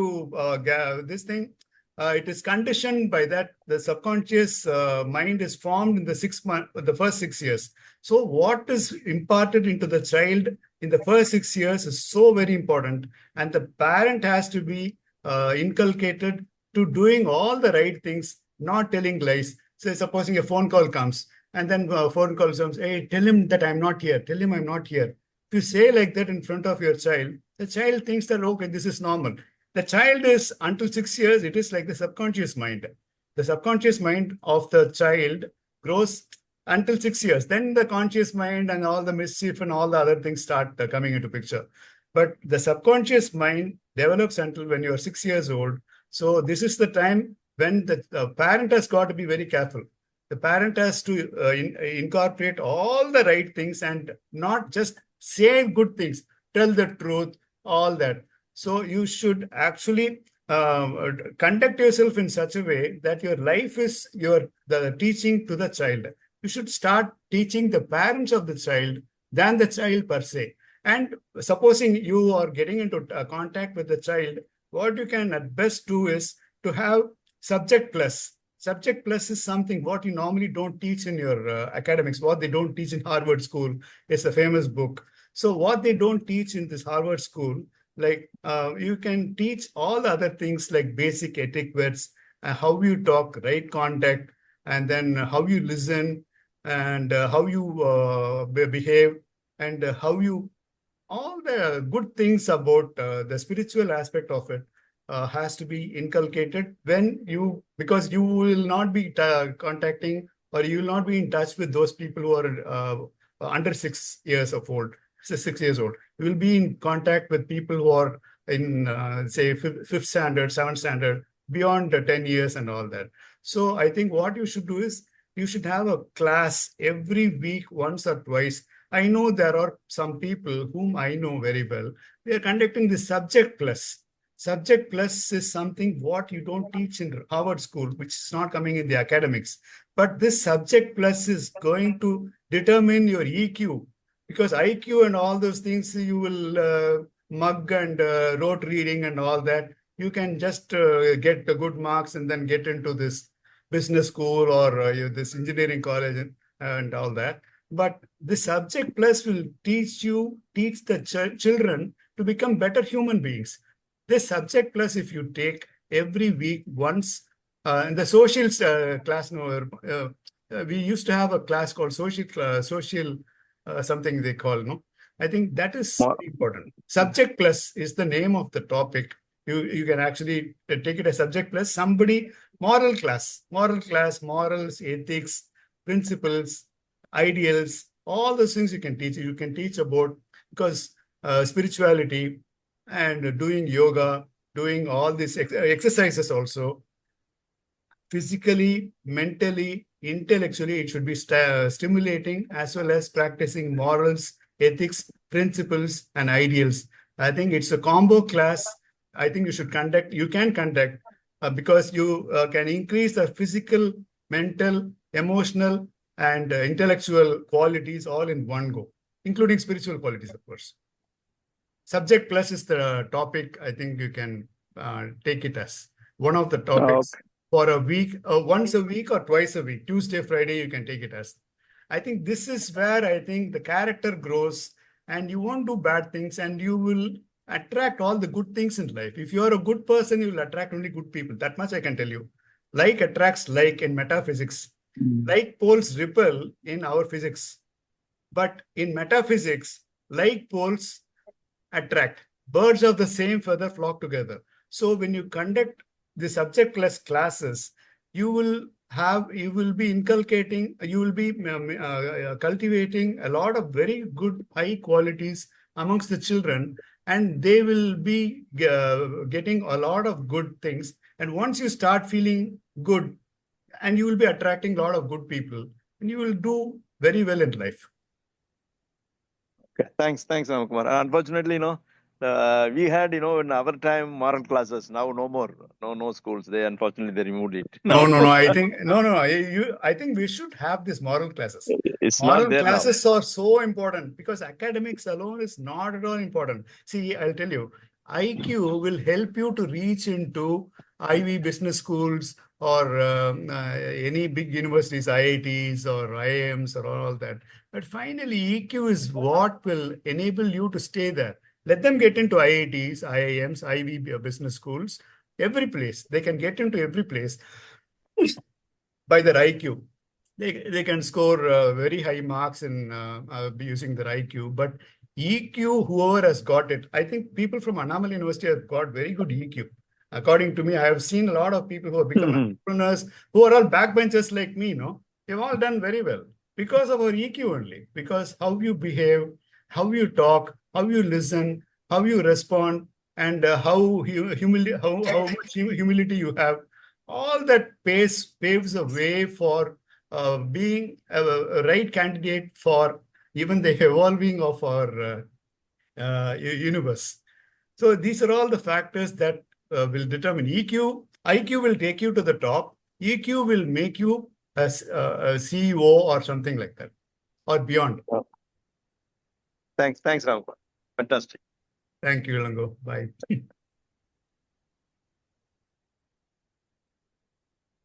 Anyone else has a question?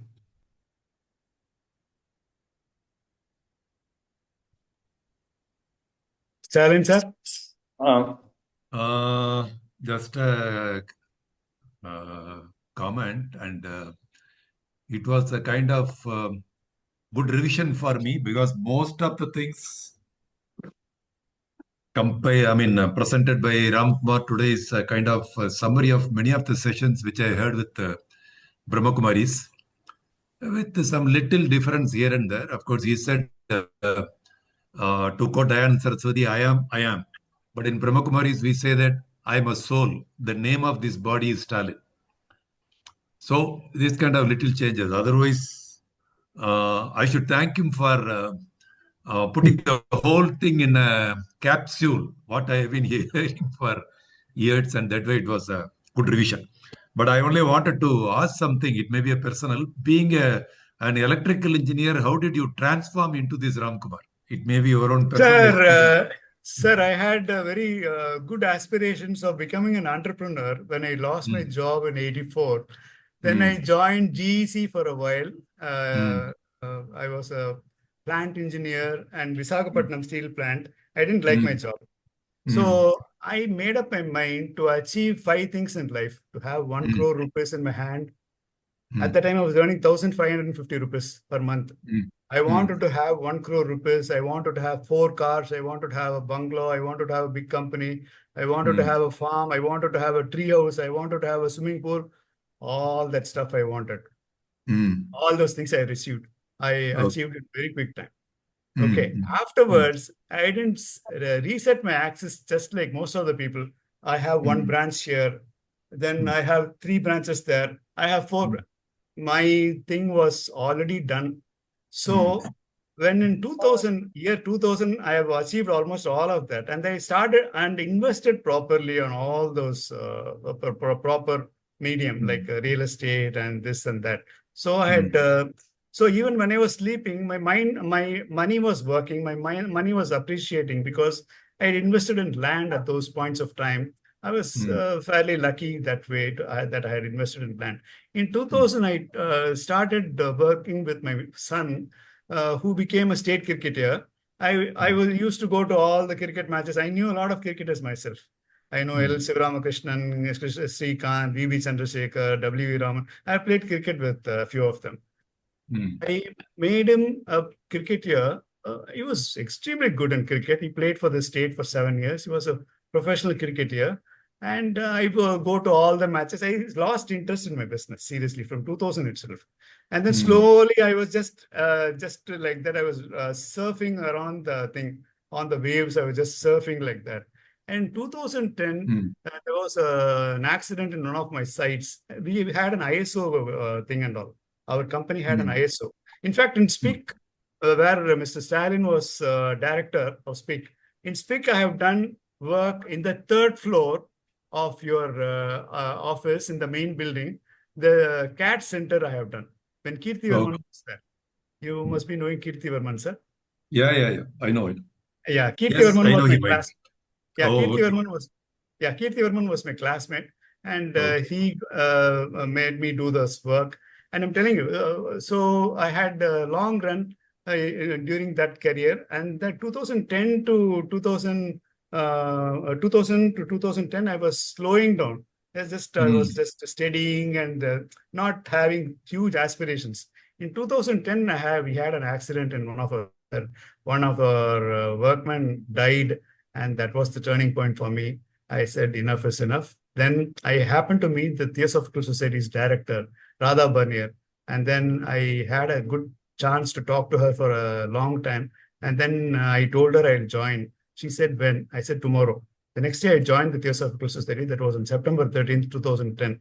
And since it's about 15 years, I've been working in some capacity or the other. Even now I'm organizing monthly meetings in the caption of Wisdom for Living series of monthly programs. And Gopi has been kind enough to supply a few people that I've been using them for my talks there. Every month, one person of a phenomenal strength in their field, in Vastu Shastra or astrology or meditation or yoga or astrophysics or anything or diabetes or physiotherapy, like that. A lot of people have walked. Ramakrishna Math monk has come and given a talk. And Swami Bodhananda, another monk, in an independent monk, he had given a talk.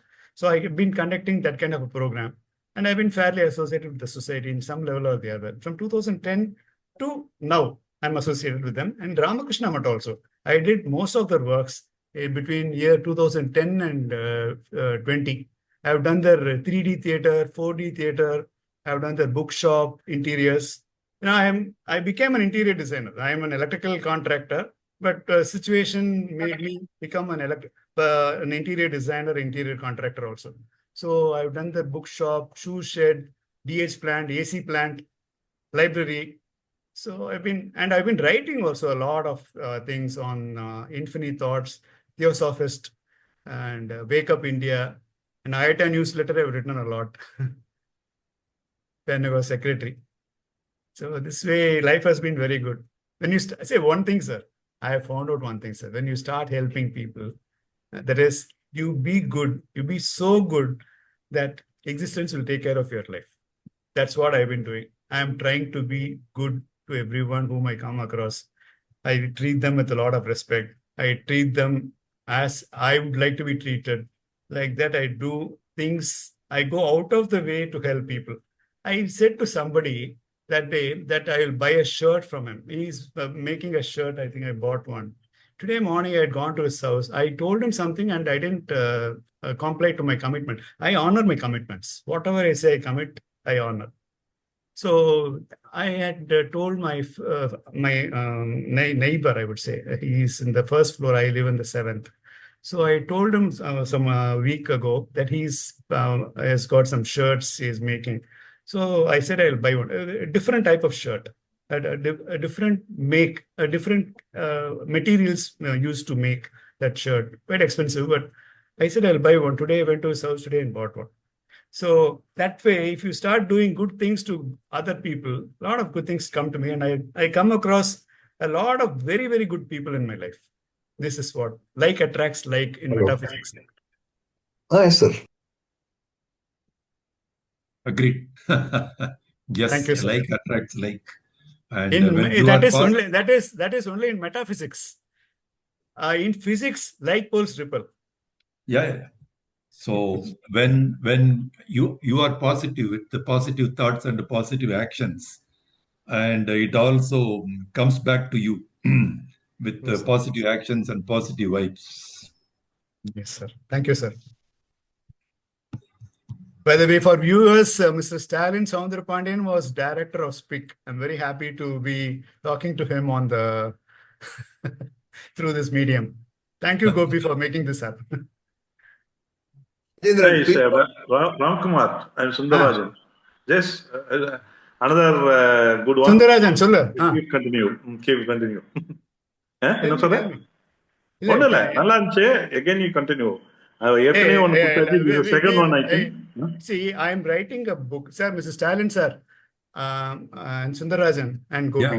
Yeah, I'm writing a book, 10 Rings of Life Leadership, which starts from the spirituality. I'm writing a book, sir, on about spirituality, about our mission, vision. People don't understand why they are here on this planet, what they are up to, what they are supposed to do, why we are here. They don't understand the purpose. They don't have a vision. They don't have a mission. They don't have an ideal. They don't have a values. They don't have anything for that matter. They just live. Everybody is earning, so I am also earning. Everybody is wearing a pant. Let me also wear a pant. They are all going to work. I'll also go to work. He has bought a Lamborghini. I'll buy a Land Rover. People are doing like that without knowing where they are going. I understood all this, and I was in 2010 itself. I understood where things are all heading. I quit my thing, and I'm very happy now. So that way, number spirituality and this vision, mission, ideals, principles, purpose, etc. in one ring, 2 rings over. Now comes this mind aspect of it. How to the physical, mental, and intellect comes in ring number 3. Ring number 4 is what I spoke now today. Half of it I spoke, half of it I'll continue next week. This is what the laws of the subconscious mind, tapping into the subconscious mind and the power of the now is what I spoke. And then crossing hurdles, crossing, that is subverting stress and tackling adversities is the other ring. And financial independence is another chapter. And then death is the final chapter is death. What happens during death and how should we plan for that death? And a few more things. I just forgot. I'll just quickly go through this.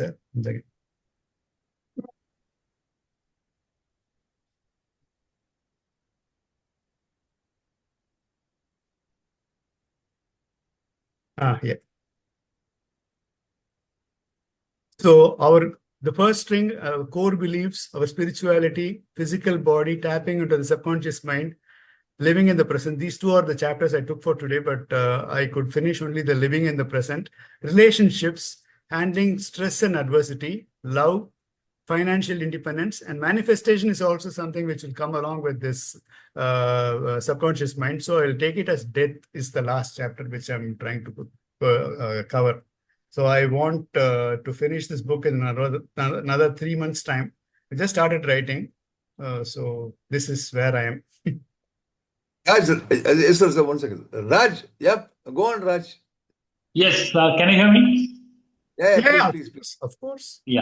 Sir, thank you very much for the wonderful talk, sir. It was very refreshing and re-energizing.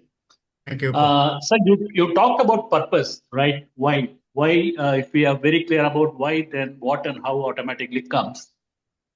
When you talk about presence, yes, now it's very important. But if you have a powerful why, right? If we have a powerful future, if you can create a powerful future for you, that will actually give you powerful actions in the present. So in a way, a powerful future is also very important.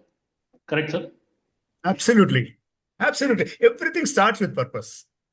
See, I'll tell you, Imran Khan, the Pakistan cricket, former Pakistan cricket captain, had a purpose. He wanted to win the World Cup. I think in 92, I don't know if I'm wrong. Yes. 92. 92, I think. I'm not too sure. He had a strong purpose. He wanted Pakistan to win the World Cup. Why? He wanted to put Pakistan on the cricket map. That is, he wanted to. And then his mother had cancer. Then his purpose changed to saving his mother. I think he couldn't. And then building a cancer hospital for his mother. So that one was his next purpose. And then the next purpose, he wanted to contest in the elections and all that. So the purpose keeps changing. My purpose today need not be the same purpose tomorrow or something like that. A very, very strong purpose. Yes, I want to touch the hearts of many through my deeds. Something big. I want, even for Apollo Hospital, I think the medical facility should be available to one and all. It's a very, very lofty ideal. It's a very, very lofty goal. And I think for Microsoft, I think a laptop for every desk was the purpose, was the goal, was the vision. So it depends. The purpose of a tea vendor is to provide good education to his son so that his son does not become a tea seller. The maid works very hard in 5 houses. So her purpose is to make her daughter an engineer, a doctor, or an advocate, or something, or a software professional. So her purpose is, so the purpose keeps changing. And once the purpose is achieved, we change the purpose. The purpose is not a strong enough why. Here, there's a strong enough why for this tea shop vendor and for this maid also. It's a very strong thing. And my purpose, I would say, is to inculcate spirituality in the life of many people whom I come across. I tell them, be a good citizen, be a good human being, build character, and then practice spiritual aspects. Not spirituality means not wearing robes and then doing this and that. No. It's not that. It's compassion. It is love. It is humility. It is inner strength. It is inner resolve and being really good. If you're doing all that well, I think you've made it. This is my resolve to be a good human being, having good character, so that whatever I have, I should walk my talk. I should cultivate this into the minds of so many people whom I come across. Has been my vision. Has been my why also. So just last question, sir. How do you connect your purpose to being in now from your experience? Sorry, come again, sir. I didn't get you. I'm sorry. No, I was asking, you have a purpose. How do you connect your purpose to being in now? Yeah, my purpose, I live my life. Every day is my life. Every day is my prayer. My life is my prayer. So if whatever I have conceived as an idea has to be lived in. To walking the talk is what I have been doing. Because practicing compassion, being compassionate with everybody, be the security guard or the gardener or the servant maid or the driver or anybody whom I come across, I am compassionate. This is one of the most important qualities of being a spiritual person, and helping everybody whom I come across. Everybody has a problem here. See, I'll tell you a small. A car was going. It had stopped in a signal, and then a beggar was coming.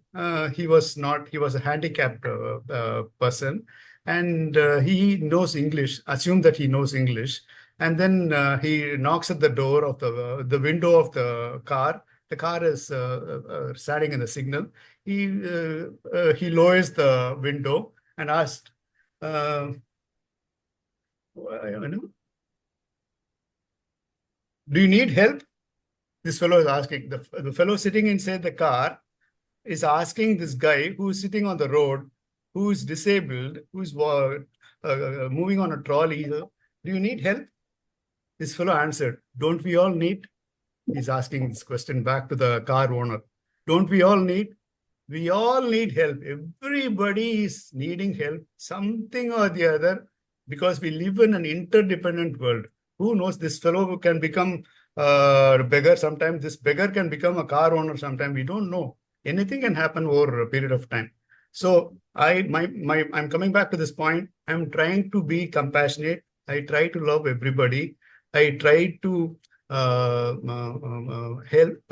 everybody, be compassionate, help everybody, and then walk my talk and live with integrity. Try to be as truthful as possible, And integrity's factor is the most important thing. Integrity factor, maintain integrity, pay your taxes, and then don't cheat. All those things. I'm trying to walk my talk, and most of the times I succeed.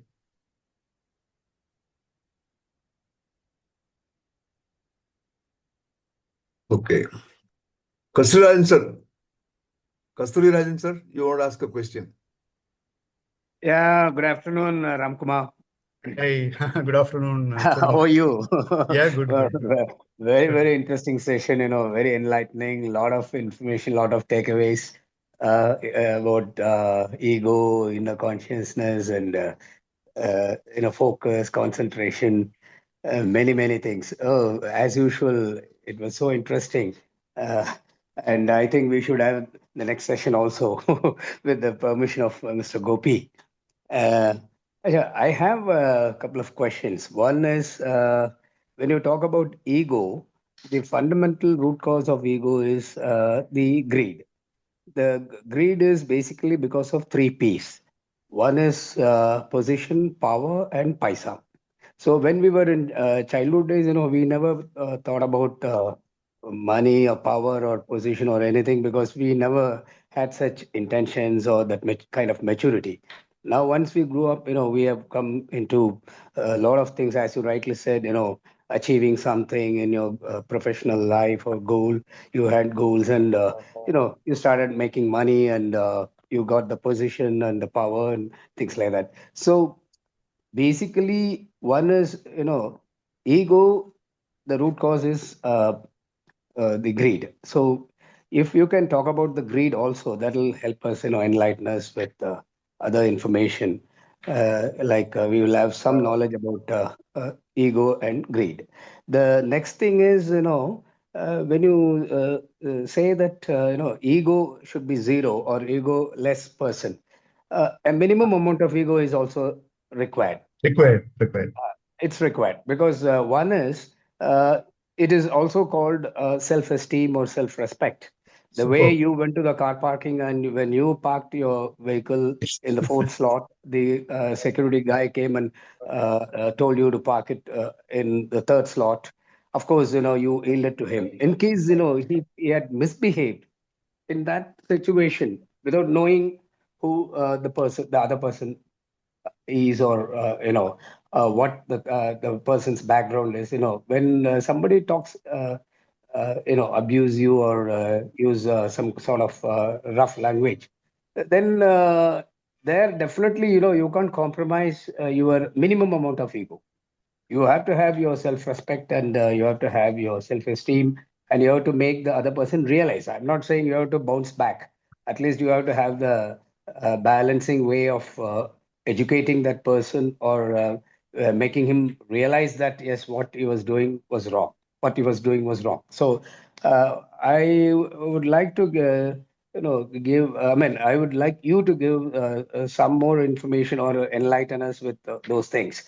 And one question I have is the difference between inner consciousness and subconsciousness. If you can give some clarity and explain the distinction between these two. What is inner consciousness? What is it? Inner consciousness. See, the consciousness is very is used in two contexts. Yeah, he is conscious. We'll say somebody in the hospital who has gone through some procedure or something, and now anesthesia is given. Now we say that he is conscious. Now he is conscious. Now he's able to talk. He's able to walk. He's able to smile. He's able to do a lot of things himself. That is one conscious. Consciousness is actually a word which is used to describe God.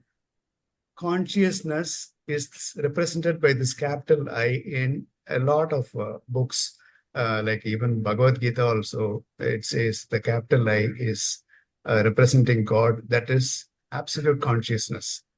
So, and now we are talking about our mind. When it comes to mind, we are talking about the conscious mind, the subconscious mind. So consciousness is totally different. Consciousness is representing God, the ultimate power, the supreme reality, the logos. In the Theosophical Society parlance, they say it is called the logos, Logos, which is ultimate, which makes everything possible, which makes the whole universe function, because every planet is revolving at high dizzying speeds. None of them get hit by one another. All the stars are revolving. The sun is, so many things that are happening. Everything is done by consciousness, and the rule of the rule, that is the purpose of the universe is evolution. The purpose of a human being is transformation. Okay, I'm coming to this conscious portion. That is, we have the subconscious mind, which will manifest all your thoughts, and the conscious mind, which gives the subconscious mind the seed, so that the subconscious will act on that to be this thing. So this is as far as the conscious thing is concerned. I don't know whether I've answered your question, but the other thing, the greed factor and the slot number 2 and slot number 3 car factor I'm coming to. See, King Solomon was supposed to be one of the greatest kings of all times. You must be knowing about that. King Solomon. Yeah. He was such a nice man that once, it seems, God appeared in his dreams and asked him, Solomon, you're such a nice guy. I have a boon to give you. Tell me what you want. Solomon did not hesitate a moment. He said, I want the gift of understanding, a gift of phenomenal compassion. This is all what we want, because we all need understanding. we don't know what happened to this car guy who made me park in this slot number 3. He must have had a rub with his wife, or he must have had a rub with his employer, or something, or his conditioning itself is bad. So a gentle understanding, it's a very small thing for us to actually remove the car and park it into the second or third slot. It's not a big difficulty at all. We smile and then do it and say thank you. And that's all. That fellow's mood will change immediately. So I think we need a lot of understanding and maturity. Yeah. So even here in the other one, jealousy you were talking about, the first one you said something, no? What did you say? You're asking me? Yeah, I'm asking you. Yeah, I'm not talking about jealousy. I'm No, only not jealousy. saying Something else you were saying. The first one you said something else. First one I said basically the ego is the fundamental root cause is the greed, and when you are mature, No. See, there, greed, wrath, all those things are all this thing. Greed is something you always keep wanting more. You always keep wanting more. Greed is there is no way to. It's all that leads to understanding. ego. The greed leads to ego, and that becomes arrogance. I mean, the ego then becomes arrogance. Maybe. Yeah.